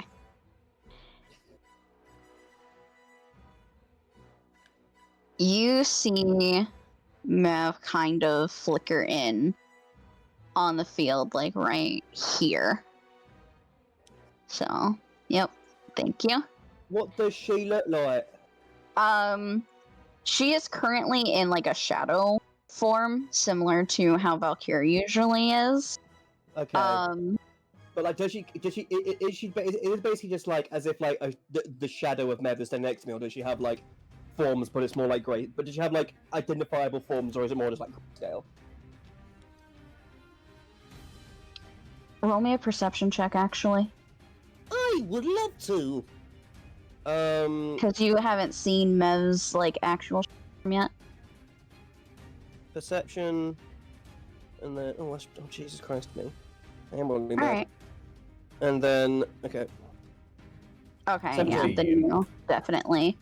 Mev's form is very, like, it is flicking in and out. It is not strong like Valkyr's at all. But you see in the center of her chest is this kind of, almost like glowing, how do I put it? There is kind of a cavern in her chest that glows outwards, like the cracks glow out in this kind of orangey flame color. Almost like cracked rock with magma in it. Jesus. Yeah, I think Aki sort of sees like sees you start to flicker back and goes like, ah, Mevanite, good to have you with. And he's like, and then he just starts like looking at like the fucking magma chest. And it's just, and then he kind of goes, and then he goes like, and then he's sort of like, oh, not now. And Aki just kind of like shakes his head and then sort of tries to focus back on the fight and keep an eye on what's going on. Yeah, Mev is very wispy. Her hair is kind of like floating up, almost ghost-like.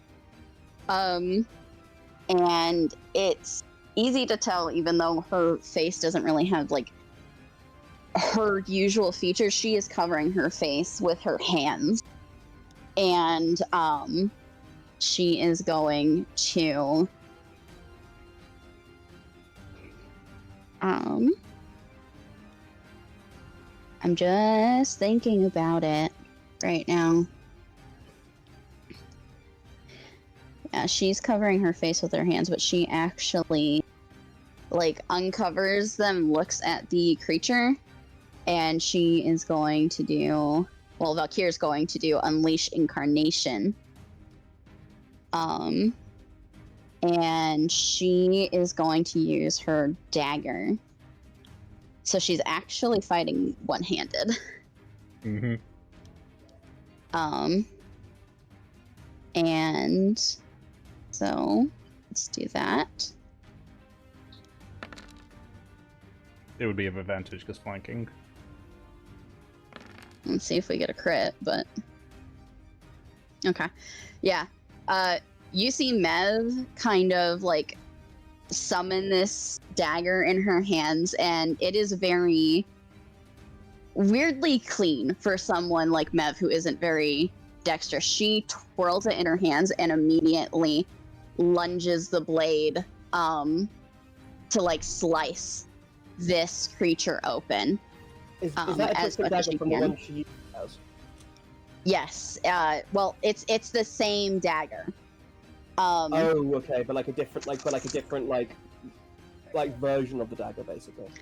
Yes, she slices this creature in almost a very like, if you've ever seen like a rogue move, it is very reminiscent of like the grace of that. Wait, so Ghost Mev spec into debt? So, as you you also notice as well, after the like dagger slashes, it actually leaves sort of like an after image of its travel for a second. That's so cool. What's the after image look like? The after image is it just in shadow? It's sort of shadow with sort of like almost like the outline of it is sort of almost like white flames of a sort. Mm-hmm. Though the impact of it doesn't appear to do as much as you would think it would. Yeah. That will end my turn. Okie dokie. Ablock, you're up. Hello, sir. I would like to repeat the same actions I have been doing. Okie dokie. Second verse, same as the first. Hello, sir. Just the attack roll first. Because if the Great attack roll vendor of hits actions, I would like to. with Do advantage. I still have advantage? Thank Yep, you. because Fur's flanking and Haki's flanking and Yuna 14. kindling.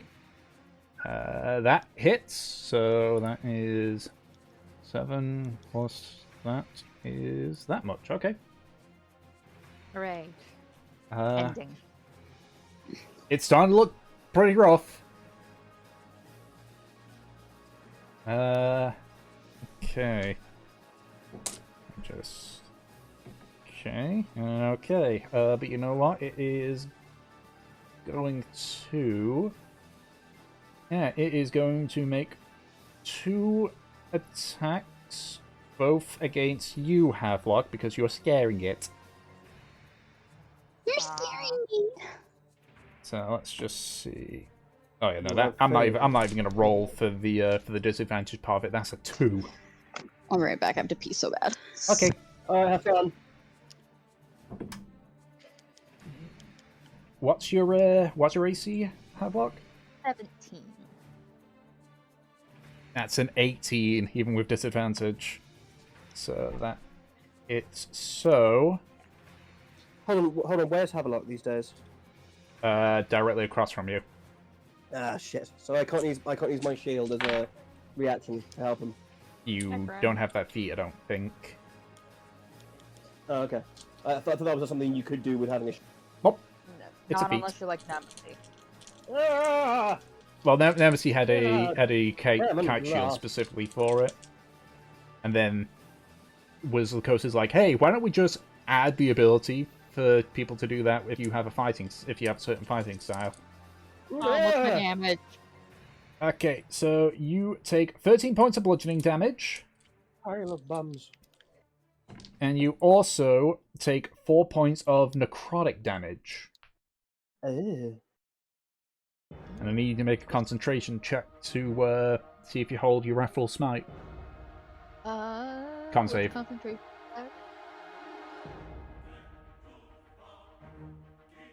It's a con save, and it's you have to roll over a. I'm too lazy to change the advantage, so we're just going with the first. Yep, sure. 14. Okay, yeah, you make the save, so you still hold on to your Wrathful Smite. Ooh, that's a very nice second Constitution saving throw there, though. Mhm. That's nearly max. Alright, it's now Fur's turn. She's just gonna do what she normally does.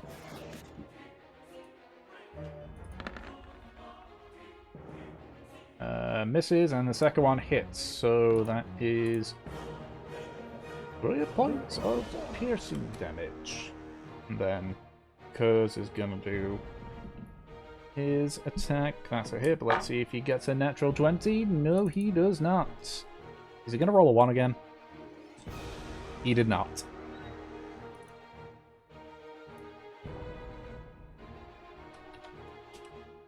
Alrighty. So, creature's now looking rough. Kinley, you're up.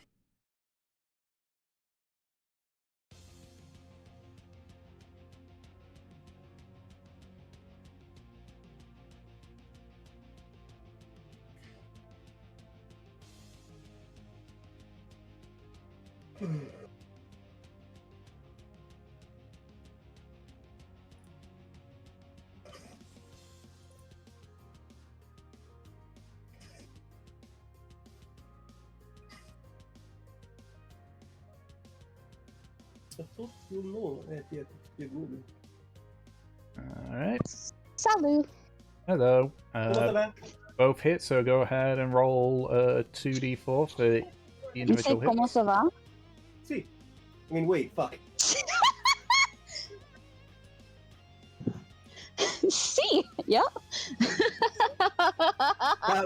That that, wasn't even done for comic effect. That genuinely. That's fucking funny. Oh shit. Oh. All right. The creature's still standing, but as I say, it's looking rough at this point. Aki, you're up. Hello. How are you? Right. I'd like to stop doing the accent, and I would like to use a complex method of.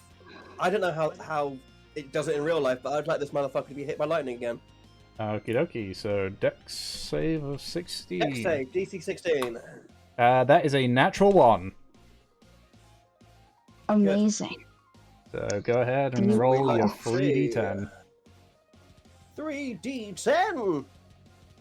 Oh, actually, I should check. Tom, what's the weather like today?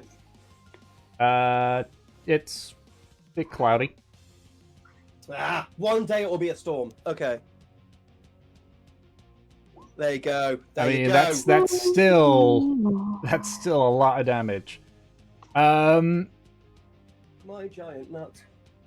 The creature's still Yeah? still alive, but you notice its size is now greatly diminished.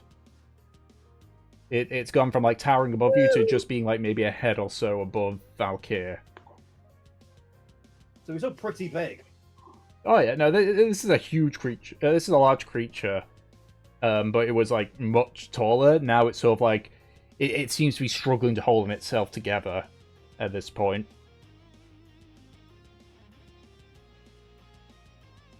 You can see like the sort of like blood that's at it, that's where its feet should be, is starting to congeal and everything. I say it's still standing, but it's not looking good. So, Mev, you're up. Hi. Hello. Alright.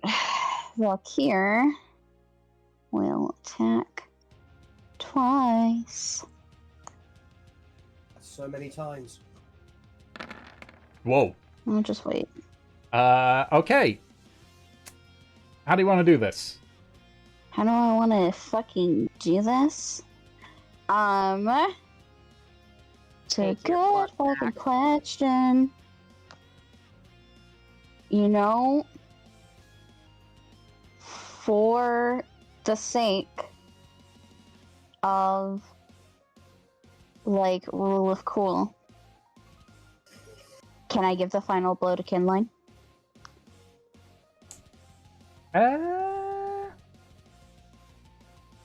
You know, how about then we swap the attack for a commanding strike? Yep, we could do that. And if that's the case, then I don't want to be a dick about it, but just for the sake of it, Kindling, go ahead and roll like an attack with advantage. You get a superiority die too, so. Okay, yeah, yeah. Ooh. Yeah. Okay, so how does Kindling do this? Yep.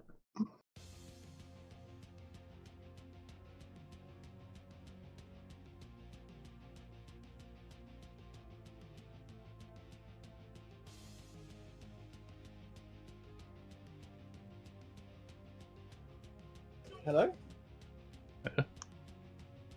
Yes, it's about at this point it's about a head taller than Valkyr.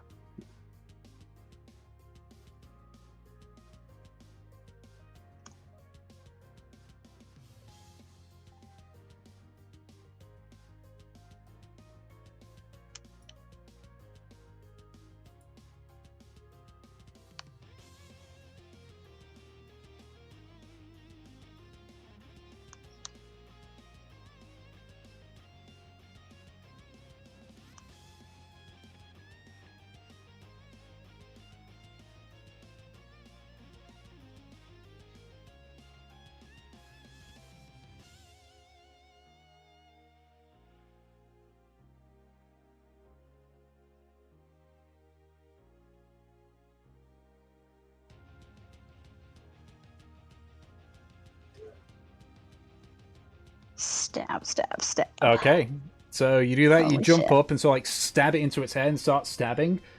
what you don't know is kindling is that as you pull away, the elemental's essence is still like stuck to the dagger. As you're like stabbing, its form gets smaller and smaller and smaller until eventually like you stab and the dagger just finds dirt. You sort of like pull the dagger out. It's no longer making the like vibration feeling, but you look at the blade. What once was like a white stone is now a pure blood red stone. Nice. Woo! We have our new dad. Alright, and that is the end of the fight. So, would you like me to tell you how close, what the worst case scenario would have been for that trap now? Fucking yeah. I rolled a 19. If I had rolled a 20, Mev would have lost her hand. Yep. Yeah, that's what I Yep. thought.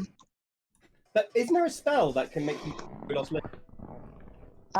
Yes, but you won't be able to access it until like level 12. Yeah, there is another method. Right. Well, there's technically other methods to attaching lost limbs, but I'll let you guys figure that one out. I know both of them. He would Yep. not have been able to do them. No. One of them's an item. Well, yes. I'm staring at it, but fucking yeah, fight's over. Mev, I'm gonna roll another wisdom for her. Oh, again, that's not with advantage, but 14. 14. All right, that's still manageable for her. Her form kind of solidifies, still in this like shadow form, but you can tell a little bit better that like she looks like this kind of like glowing white hot to orange like flame, almost like the tip of a candle. That's what she looks like. Yeah, it looks like a flame in the form of, and in the center, while everything else is this white hot color, it is like a pure sickly black ichor in her chest, and the cracks around it are the orange magma. It looks like almost like something has cracked into her or taken something out.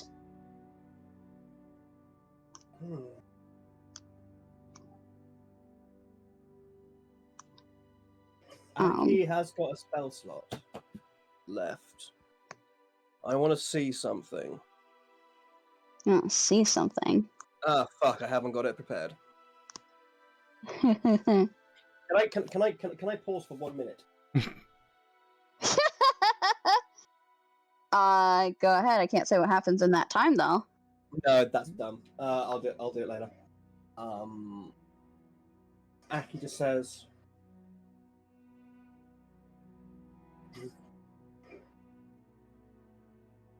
and Aki kind of just said to himself, like, I don't know I can even begin to imagine precisely what you are now.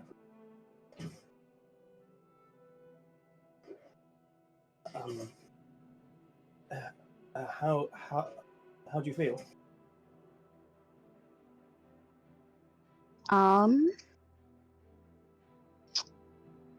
She,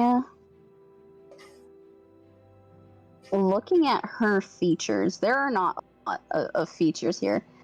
It is almost like it is the vague shape of Mev. There are no facial features that would really discern it. There's like two kind of glowing eyes. Yeah, Aki basically got There's no nose, there's no mouth.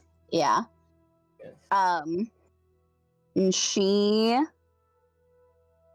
looks at you, Aki, as you speak to her. And she floats over behind Valkyr.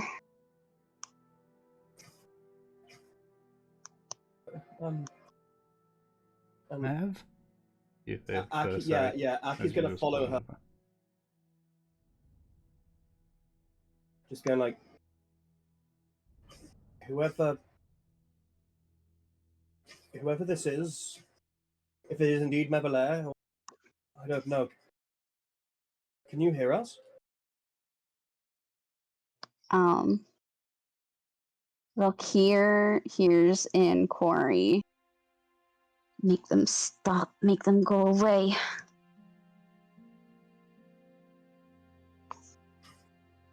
Who? To make who stop?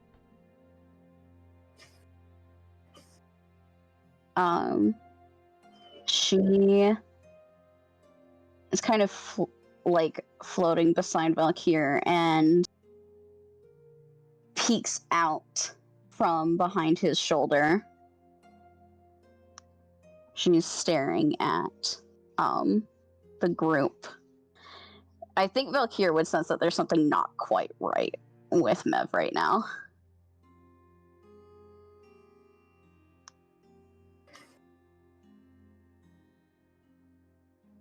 He sort of like points the glaive, not like in a threatening way, but just sort of a back off sense to everybody. Aki probably would read that as a threatening, so we'll put his hands off. Okay. I suppose you would probably know better than all of us combined. I don't. Valkyr. I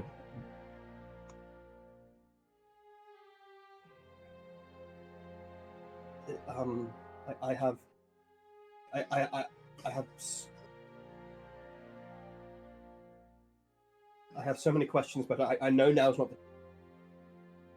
I will take my leave. I will take my leave. I will see what was in that infernal thing I found. You look after. You just stay safe. He will, almost with tears forming in his eyes, will walk toward the hole in the ground. Oh, okay. Creature came. Valkyr turns to directly face you, Mev. Do you know your name, little one? Gonna do another wisdom check.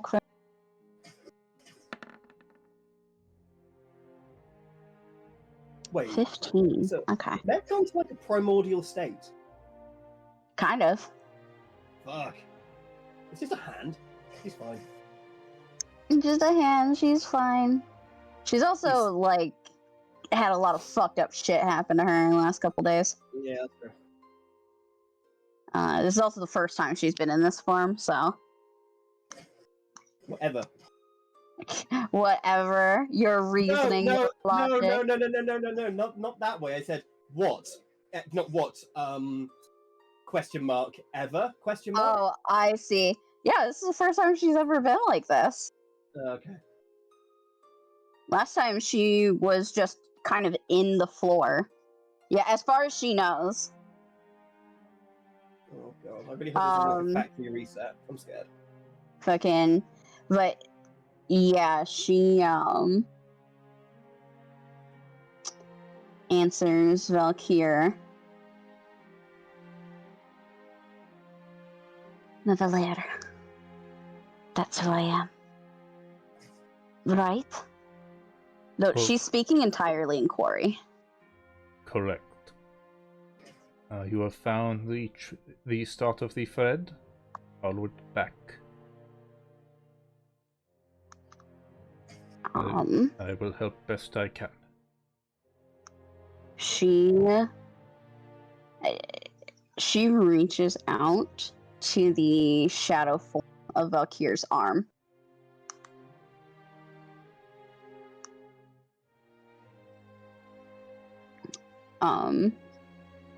Does it actually match the side that she's on? Is that like her hand got fucked up? No, it's his right arm. Yeah, it's on the opposite end. All right. Yeah. Yeah, she reaches out to it. Kind of. Does her hand go through, or? No, it's solid. It's just more. It's solid. Well, in his shadow form, it sort of blends to be the same color. It's when it's in its solid form that it's still shadowy. Yep. We almost lost another limb. Correct. But it was saved by Aki, a Krisk Aventore.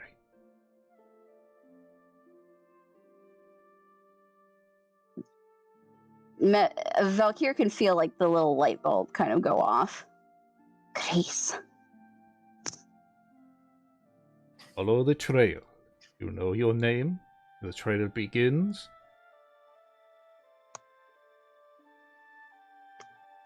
Yeah, there's this moment of pause where she's thinking and thinking and thinking. Dangerous. There are some holes on the path, but so long as you follow the thread, you'll remember the important stuff.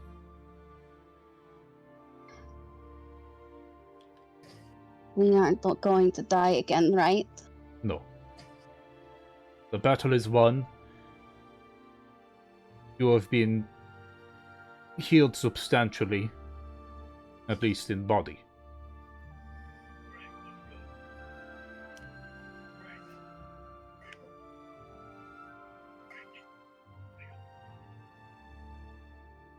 I don't want to die again. And you will not. Yeah, going to make more wisdom save to see how long this thread takes her to follow. 10. Okay.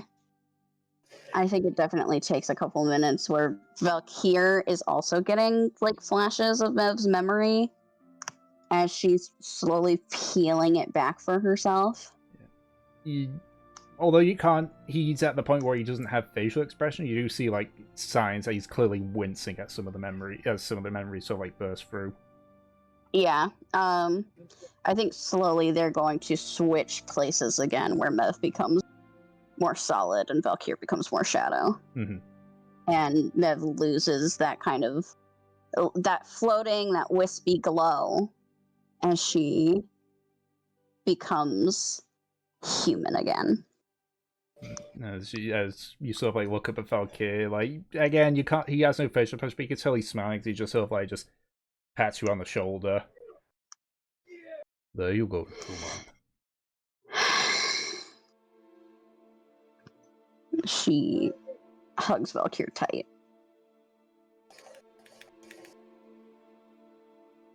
Yeah, he just returns the hug. Alright, what do you guys do? Yeah. So in the meantime, what's everyone else doing? Aki's gone over to the box where the horrible fucking thing came from. Yeah. So and to see, and he's gonna have a look and see what else was in the box. So the compass fell back in when Mev got her hand stuck. There's still a scrap of paper. There's now a shattered vial. No sign of the red liquid or any of Mev's blood whatsoever. Yeah, and Aki just goes, I suppose. Correct. The vial must be of part of a contingency plan to bond with the blood of whoever was foolish enough to stick their hand. No, not foolish. Never mind. And Aki does. He is gonna pick up the scrap of paper and see if he can read it. Okay. You can. It is in common. Right. So let me just go down to where it says. There it is. A single line's written on it. It simply says, "Whoever is reading this, that is not myself, know you have made a choice you will regret." Great, yeah.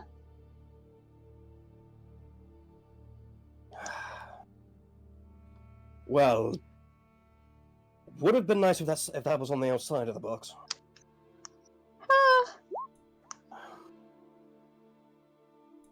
Okay. Well, whoever left this was some kind of miscreant pirate. No, Aki's gonna have a look and see if he can find the whatchamacallit. What do you call it? The compass. Yep, it's still there in the Hey, box. Yes. Can I hear you when you say that's a miscreant pirate? Yeah, I mean, if you're coming over to have a look in the box as well. Just from where I'm currently standing. How loud are you being? He's sort of muttering it to himself, but you can make a you can make a perception check to see if you pick it up. Thank you. I would like to do that. Perception. Oh yeah, Fine, you hear it. Oh yay! I would like to insight and see how you're feeling about saying pirate here. Do I have permission to insight? Yes, you do. Damn, I have lock. You think Aki means it is almost at this point with how Aki's sort of been with Mev now. You think he almost means it as like a of like almost like a term of honor. It's basically like saying like oh like it's you know this kind of craftiness and ingenuity only a pirate could have this kind of. Okay. Aki saves himself. And then so so Aki gets the compass, and actually before he opens it, he goes, "Hey, Havelock, What? come here, won't you?" No, I have to take care of Mev.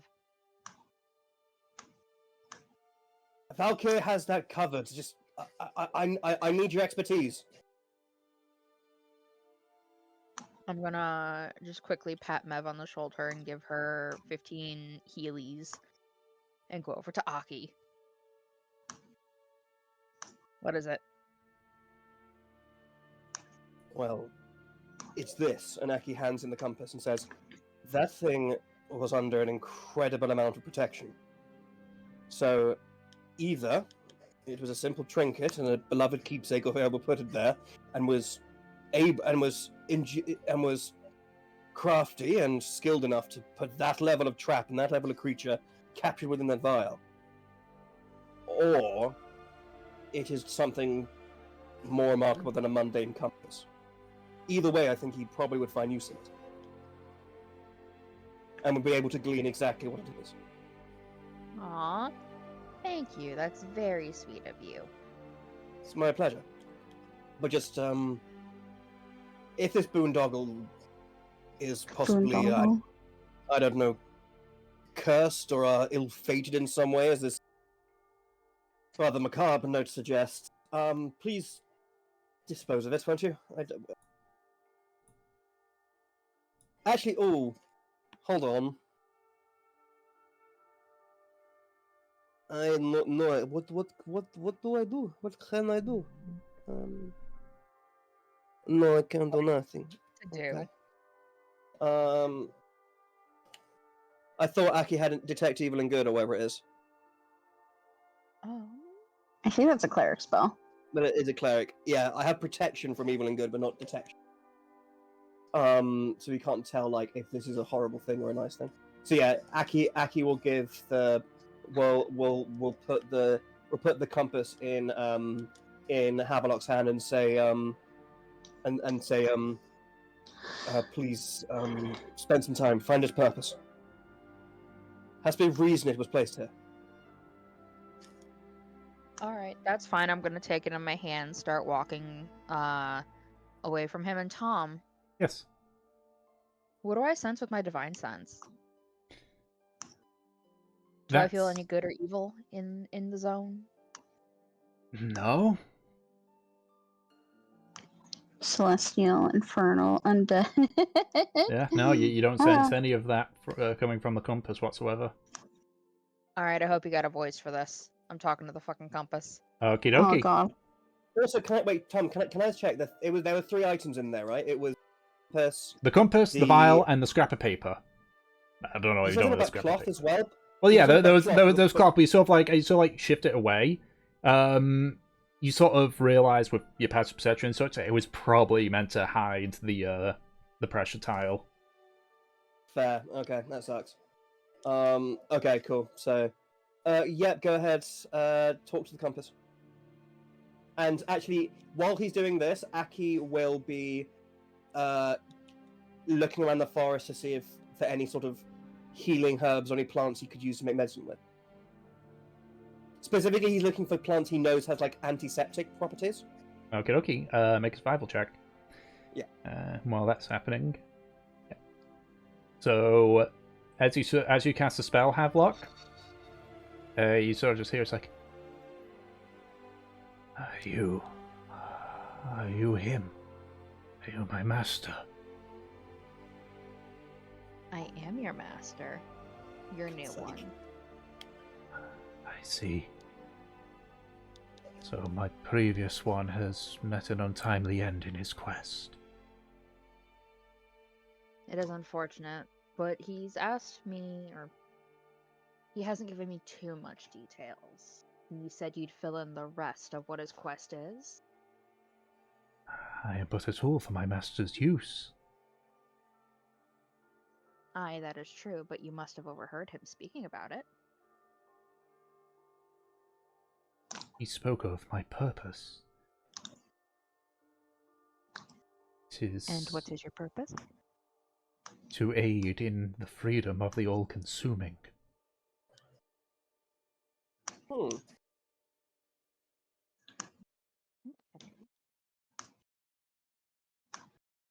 What can you tell me about your previous master? He was a violent man. He seeked glory. He had no love for his crew, his compatriots, nobody. He seeked ever more power. And that is when he found of the all-consuming.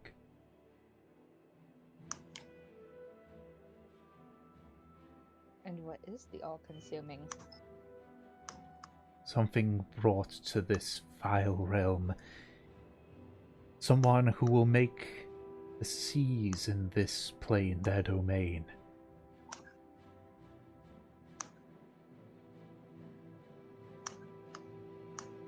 And I can lead you to one of the seals. I'm sorry, repeat that one more time, Tom? I can lead you to one of the seals.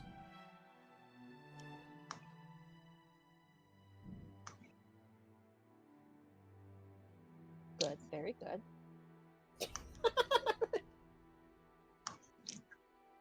Do you know of the other seals, or if there are other things like you that can lead me to the other seals? My old master held one of my brethren. He decided to bury me for safekeeping, and I know not what has happened to my third brother. Perhaps he has already served his purpose.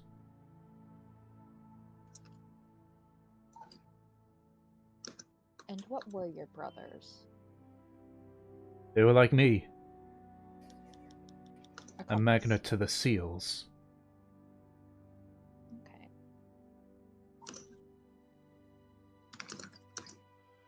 What's your name, friend? I have no name. I am merely a tool for the all-consuming. Perhaps when my duty is fulfilled, then I shall be given a name. But until then, I have but one purpose. I have no need for names or titles.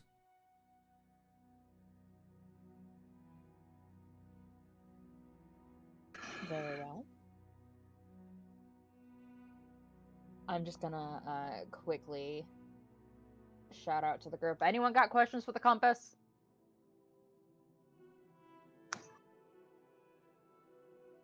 Aki sort of shouts back, is he anything otherworldly, or is he simply just a compass? Already asked that. More questions. gods.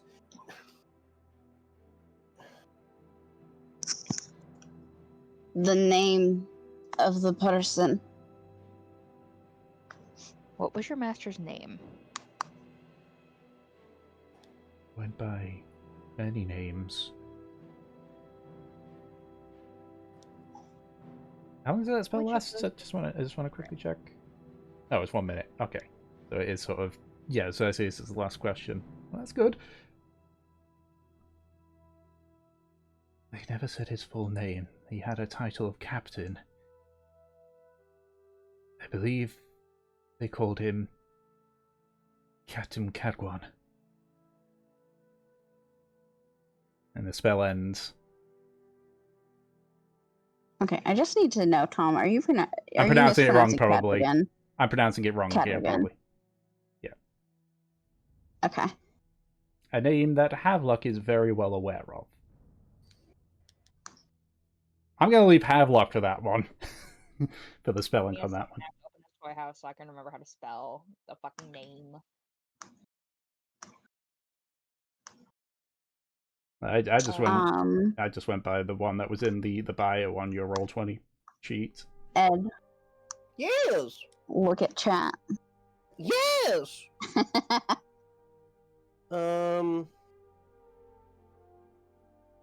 Okay. Well, Aki is currently in the forest trying to find healing herbs for Mev. Yeah, I know. She followed you. Okay.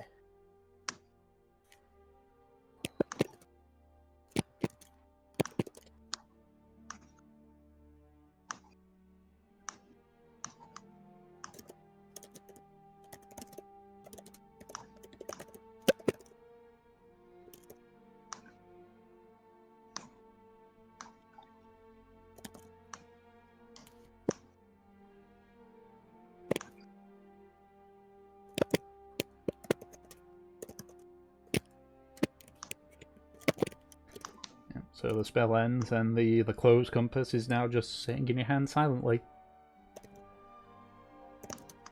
I'm just gonna slip that into my pocket, and I'm gonna go pet kindling. Also, how do you pronounce it? Because I thought the G was silent. Cadwagan. Cadwagan. Okay. Oh, so you pronounced the W. Okay. Yep. Where did you get the name from?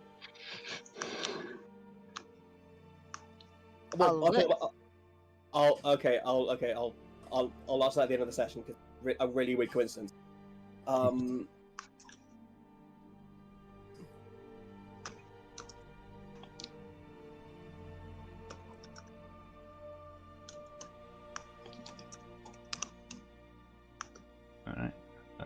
Fur helps as well with clearing your stuff up, kindling.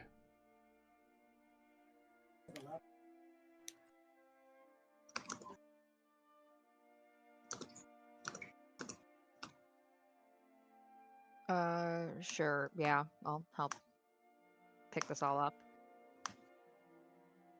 How you looking, kindling?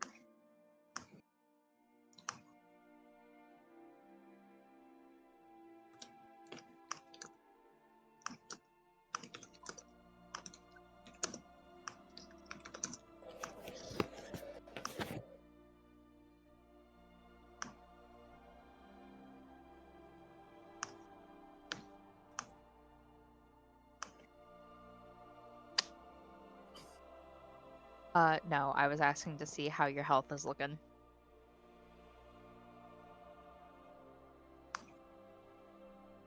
Tom, how are Fur and Kurt looking? They're fine. There was a lot of luck involved. Okay. Yeah, and of course, Aki being Aki, he didn't get hit. I think only you got hit, Havelock, and it was just a singular hit. I did get hit. Yeah. Obviously, not including Mev getting her hand nearly chopped off. Fuck him.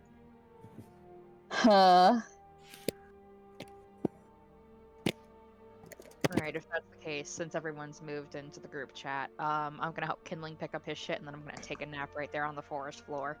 Mm-hmm. And so, as for sort of like helping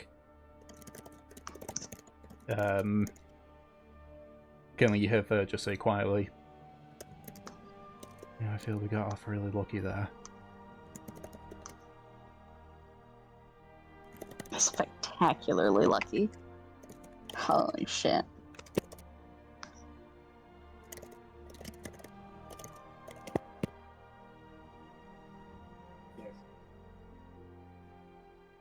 Yeah.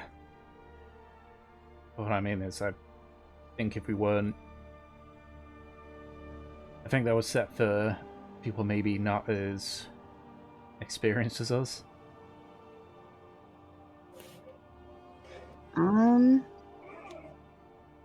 Since Aki's taking her back to the group, Am I? Well, I thought that you were. If you're fucking picking her up, Oh, right. Oh, why are you carrying her around if you're not gonna head to the group? Oh, I thought you said. I thought you said. Oh, presses a face right into Aki's chest, digging her nails into his shirt. Sorry, I assumed that was like. I don't know. I don't think You're still holding her.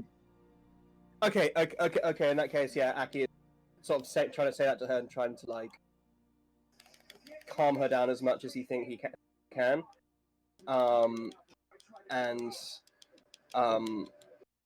Yeah, and then sort of this fireman's carrying her back to. I just wanted to know if I can hear first say that. Ben, Zaki, would you have returned to the group by that time? What time? When Fur mentioned how this probably would have killed a normal, but if we weren't as experienced, this would have gone worse. You know what? Just for fun, probably just saying that as he comes with an earshot of the rest. As she, you know. All right. So he just got within earshot. Okay. Then Nev finally kind of speaks up. Should have been more careful. I should have done better.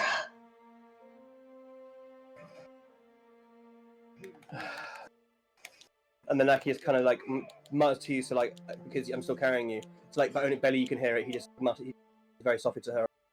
He said, like, he's very softly said to her, but how could you have known? How could you have known that would have happened? She looks up at you and then the group. I thought about that. Fucking pirates are like that. I thought there would be something wrong with it. I knew. But when I opened it, I thought that's it. If nothing's happened, nothing's happened. I should have been more careful. It's fine, Neville. It passed. You're going to be able. Your arm will heal. No one's hurt. We all survived to breathe another breath. Havelock currently has everything's fine. Havelock currently has the compass that was in the box. He's trying to figure out what exactly it is. Everyone else is fine. No. Am I going to heal? Yes. Tom. Yes.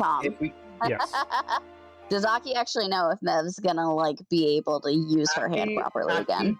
Aki doesn't know concretely. He doesn't know concretely. He's just thinking okay, I guess if then I'm gonna fucking insight him if that's the case. Okay. Tell you what, then in that case I'll do deception. Yeah, because you don't know. Yeah. You can tell Aki's lying through his teeth, and he's basically telling you nice. He's sort of trying to say he thinks is the right thing, essentially. Oh, gods! You don't know, do you? No, Mevelair.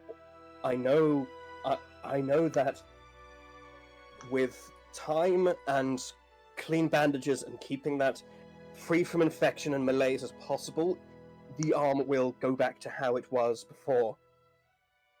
But I am not a trained healer. I just know I know the simplicities of how to do these things and how to do these things in the wild.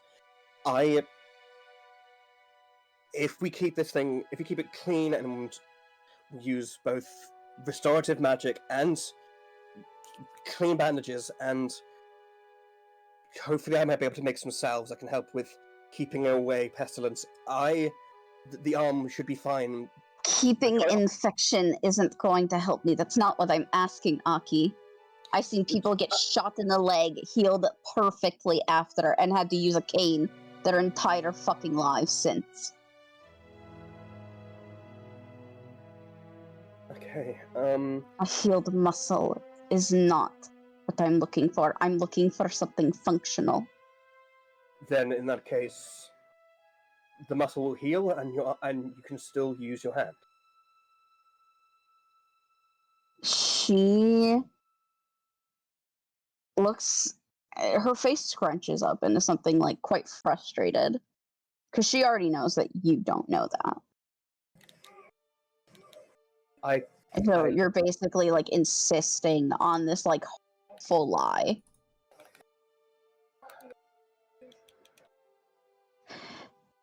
Yeah, and Aki is saying, yeah, I can just see you sort of getting frustrated, and he goes, look, I don't know what to say.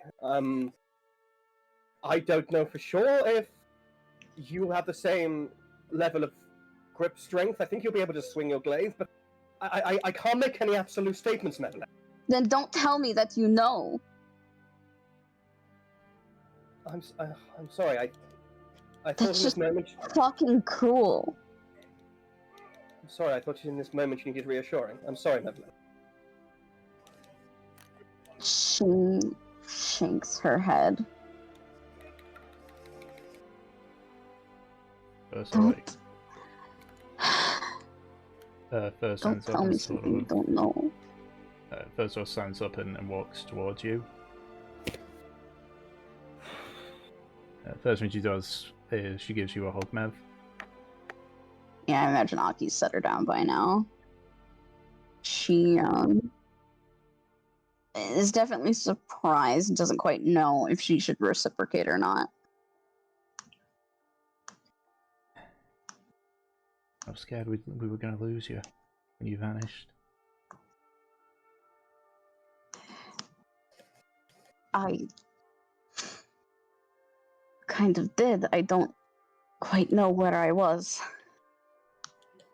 You're here now, that's what matters. Sorry, overheard the arguing. I'm, not the best when it comes to wounds, but can I have a look at it? Yeah. She holds out her hand. She just like quickly undoes the rush job that Aki did. Thankfully, because of healing, it's not bleeding. Yeah. But there is a clear indent of where it's cut in. Scar tissue. Whoops, didn't mean to do that with advantage, but that's fine. 15 on the base roll. She sort of like turned so she got back to you and sort of like took the arm under her armpits, like, this is gonna hurt.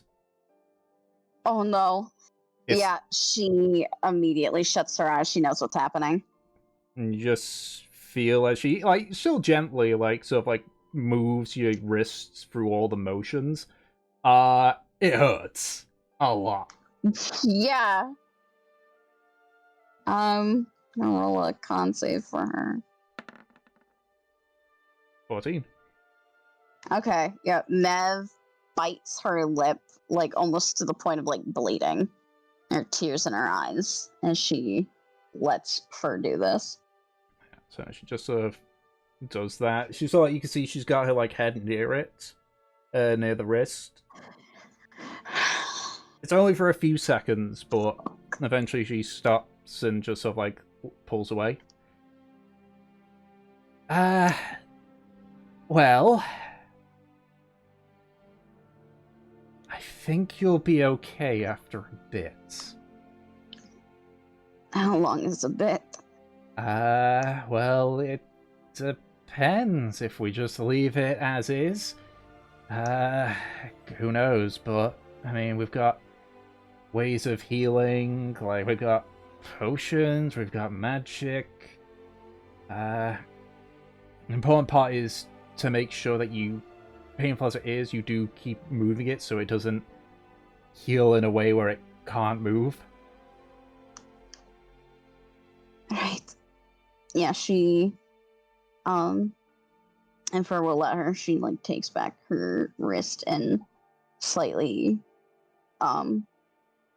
rubs it with her other hand. Yeah. So until your hand has healed, you can't use any weapons that have got the heavy trait on them. Can't Any use two-handed. You can use two-handed, however, it would be with disadvantage. Yep. Can I suggest something? Yes. Is it going to be in character? It will be in character when this problem comes up. And the only other part is... Shut the fuck up then, sorry. Yeah, that's fine. I'm just gonna finish letting Peach know what her hand's gonna be like with it. And the last thing is that any strength checks that involve pushing or pulling will be with disadvantage as well. I imagine that does not count for my telekinesis. No. No, it's physically pushing and pulling. Anyway, Okay, can't use heavy weapons, two-handed with disadvantage, and strength checks of pushing and pulling are disadvantage as well. Disadvantage, okay. There's no bit as well, but you don't cast spells, so it doesn't matter. Yep. Anyway, as you were saying, Ed? No. It will. It's something that will come up if it arises. It's fine. Okay. I just know how to remember what that was. Yeah, just put it in your notes. Yeah, true. But yeah, she grits her teeth a little bit. Right. At the very least, you can still close and open your hands. Yeah, she kind of flexes her hand just to prove that to herself, really. Yeah, but you can feel that the grip is weak, but you can at the very least... Yeah, I imagine there's a lot of fucking pain in it. Yeah, there's the occasional twinge of pain, but not to the point where you can't, like, put the hand into a fist fully. I'm not going to be able to fucking fight like this. Oh, you will.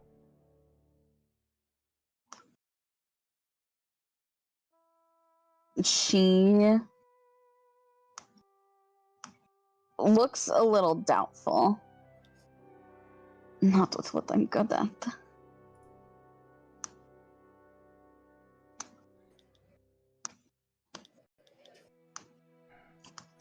She sort of so like fiddles about with her spear and just sort of like hands it over to you. It's lying up for one hand. Yeah, she looks at it. What are you going to use then? I've got an axe in my bag.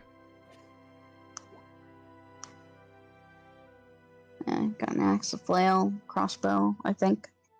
Longbow. Yeah, she takes the spear. I've been downgraded for a little while.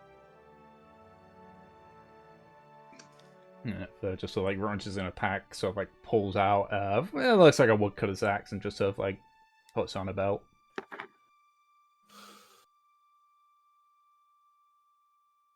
Alright, put that in my fucking inventory. Mev will look to Havelock. He's I'm guessing kind of he's laying on the floor. But that doesn't exactly mean that he's asleep. It's short rest is like, very little active movement. So He's having a very good conversation with the worms. she looks to Havelock. Did you get the name? I got it's a captain. It's a captain? It's captain. There's 2 more things that are like this one. It does not want a name until it's served its purpose. I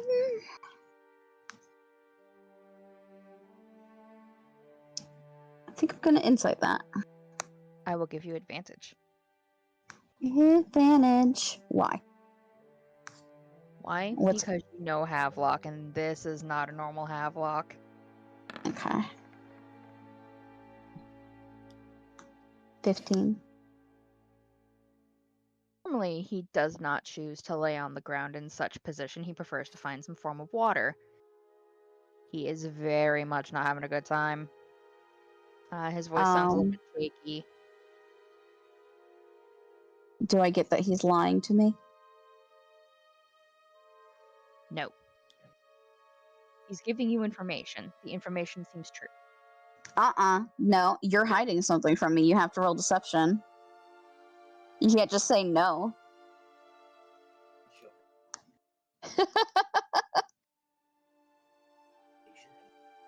Fuck you, where's deception? 18. Okay. So I do not get that he's hiding something from me. Even though No, Anna tried to information con seems me out of it. Yeah, she at least notices how weird Havelock's being. To answer Kindling's question, he's laying on his stomach.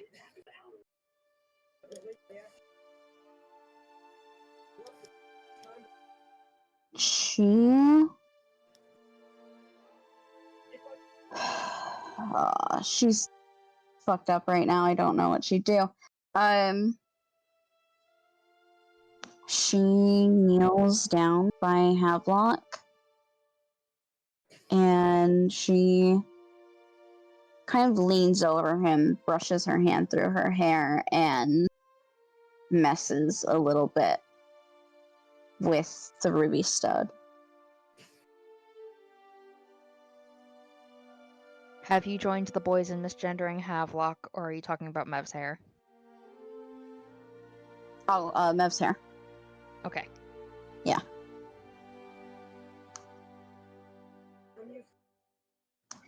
Havelock's just gonna crawl himself through the grass into her lap. Yeah. And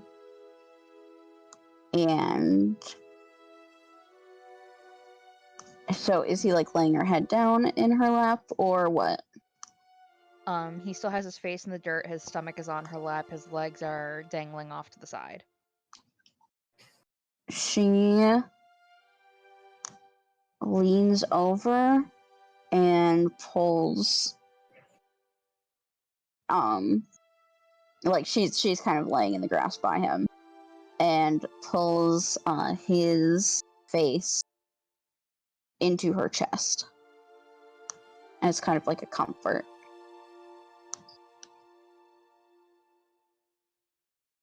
You hear him let out like the tiniest little sob. I can't even enjoy the titties. Again, is that what he says? Yes. Fucking. She shakes her head and just holds him. She looks quite upset too. But yeah, she'll just hold him for a little while. Mev, will you do the night watch with me? Alright. We can make tea together. She looks to the rest of the group. Give us a couple minutes. We will continue on to the cove in just a little bit. Of course. Just even more muffled sadness from Havelock. I'll use the oil and fry us potatoes. Look. What did you find? I'll tell you tonight.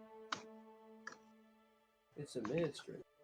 Yeah, she nods, runs her hands through his hair, very soothing. He's gonna wrap his arms around her waist and just give her a little squeeze.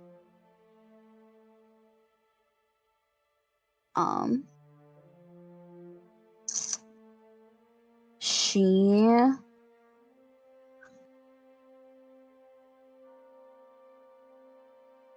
yeah, okay. As this goes on, Mev actually like closes her eyes and begins singing in Elvish. Who can speak Elvish? I can! Of course you can, you speak everything! No, I don't. I speak actually very few languages. Fur does not. What do I hear? Yeah, Elvish and Sylvan are different. Yeah. I speak. For the record, I speak Common, Goblin, and that's.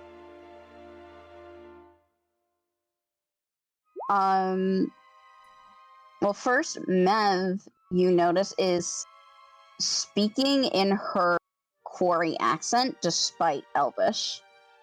And Okay. it makes it this very ethereal, dreamlike song. And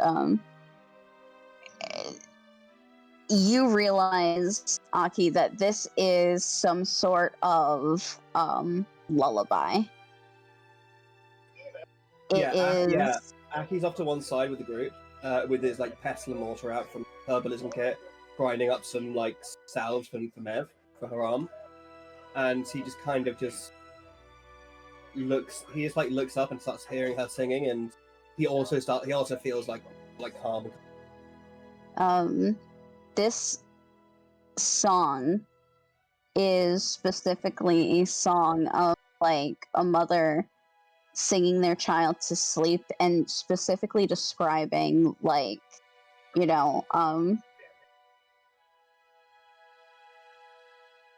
well wishes for them on their journey through their dreams. She sings about like fields of fortune and the love and happiness that they will have in this in their dreams, in this plane, and their hopes that What? What? I'm just thinking that sounds like the kind of lullaby that like Aki. I'm sorry, say that again, you cut out. So that sounds exactly like the kind of lullabies that Aki's mum would sing to him when he was little. You can make a history check. I would love to. While he's checking Peach, is Havelock's face touching skin or shirt? Because of how Mev's stuff is designed, it would be skin. Awesome. Hell yeah. 14. So, I'm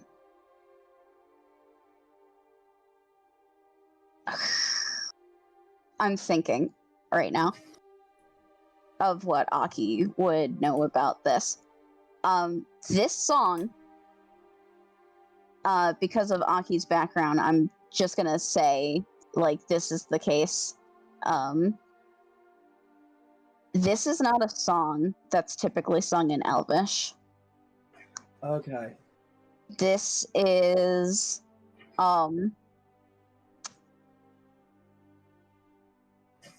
this is something that Aki might have actually heard as a child, if he has heard it. from his grandfather. Yes, and also I said specifically my mother's sang because the grandfather who trained him is specifically his maternal. Oh yeah, then yeah, this song is not typically sung in Elvish, but it is a song of dreams. Yeah, Aki like hearing it and recognizing it and thinking, "Oh, I know that." And like Aki then he does sort of see like he starts welling up with tears again, and his sort of face brightens, and it's much more sort of like a you know that gif of Michael Scott crying happy tears. Yeah. It's that basically. But yeah, Mev just sings this song, the ethereal whisper carrying it in the wind to everyone else's ears. Kindling fucking just like puts like a bag over his head and like, I hate that. Like fucking Witch. racket, yeah.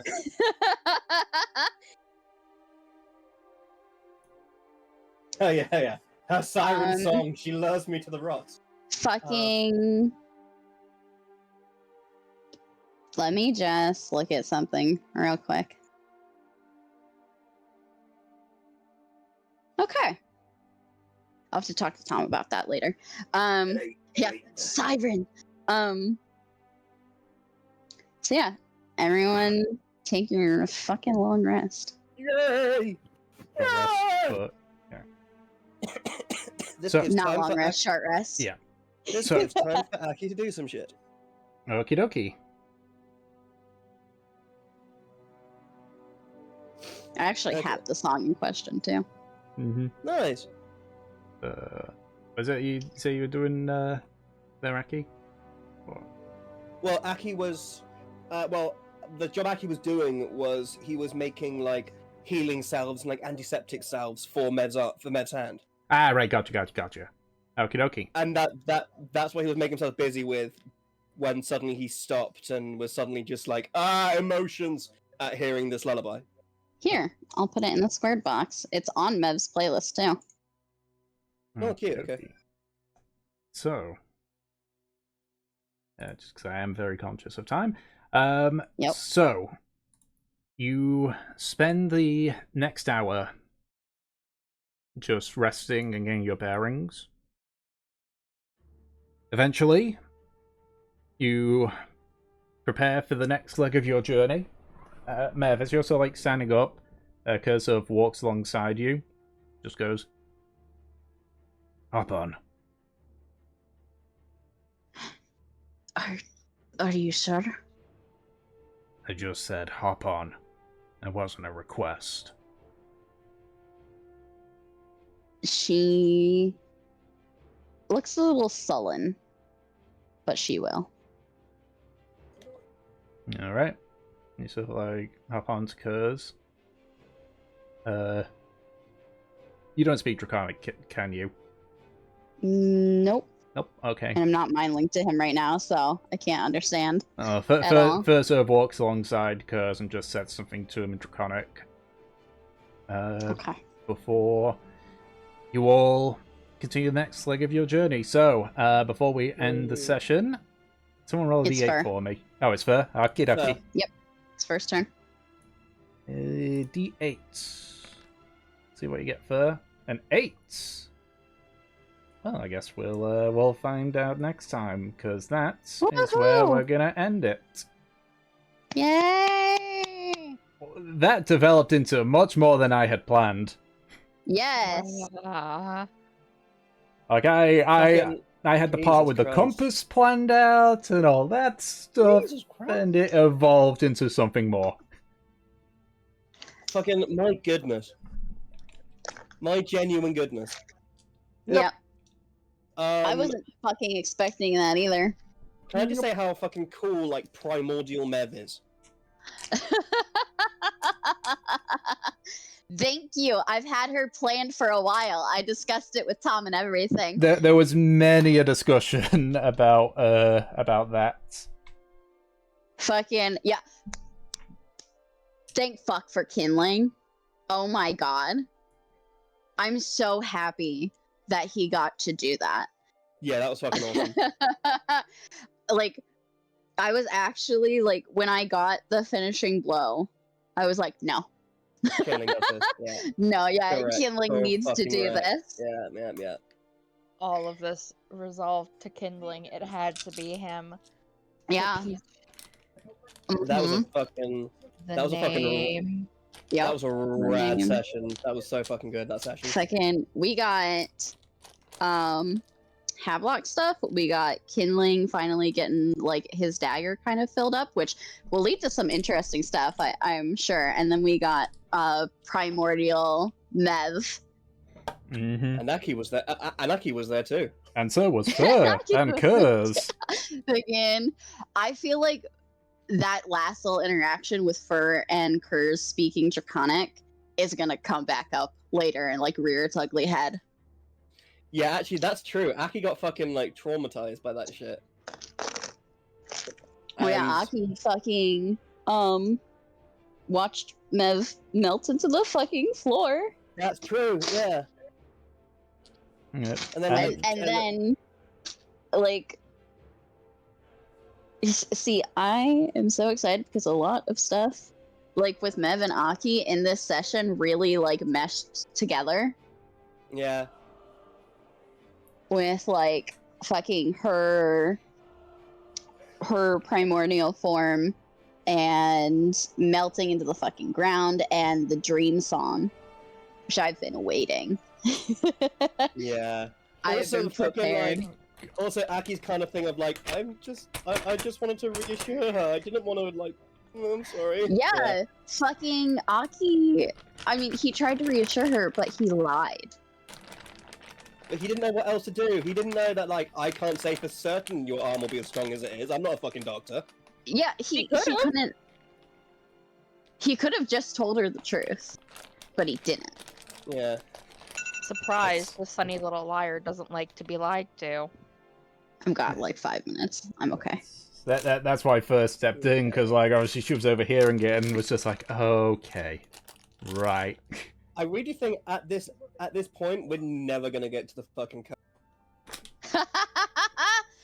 God damn! Maybe we'd get to the cove if we had a session next week.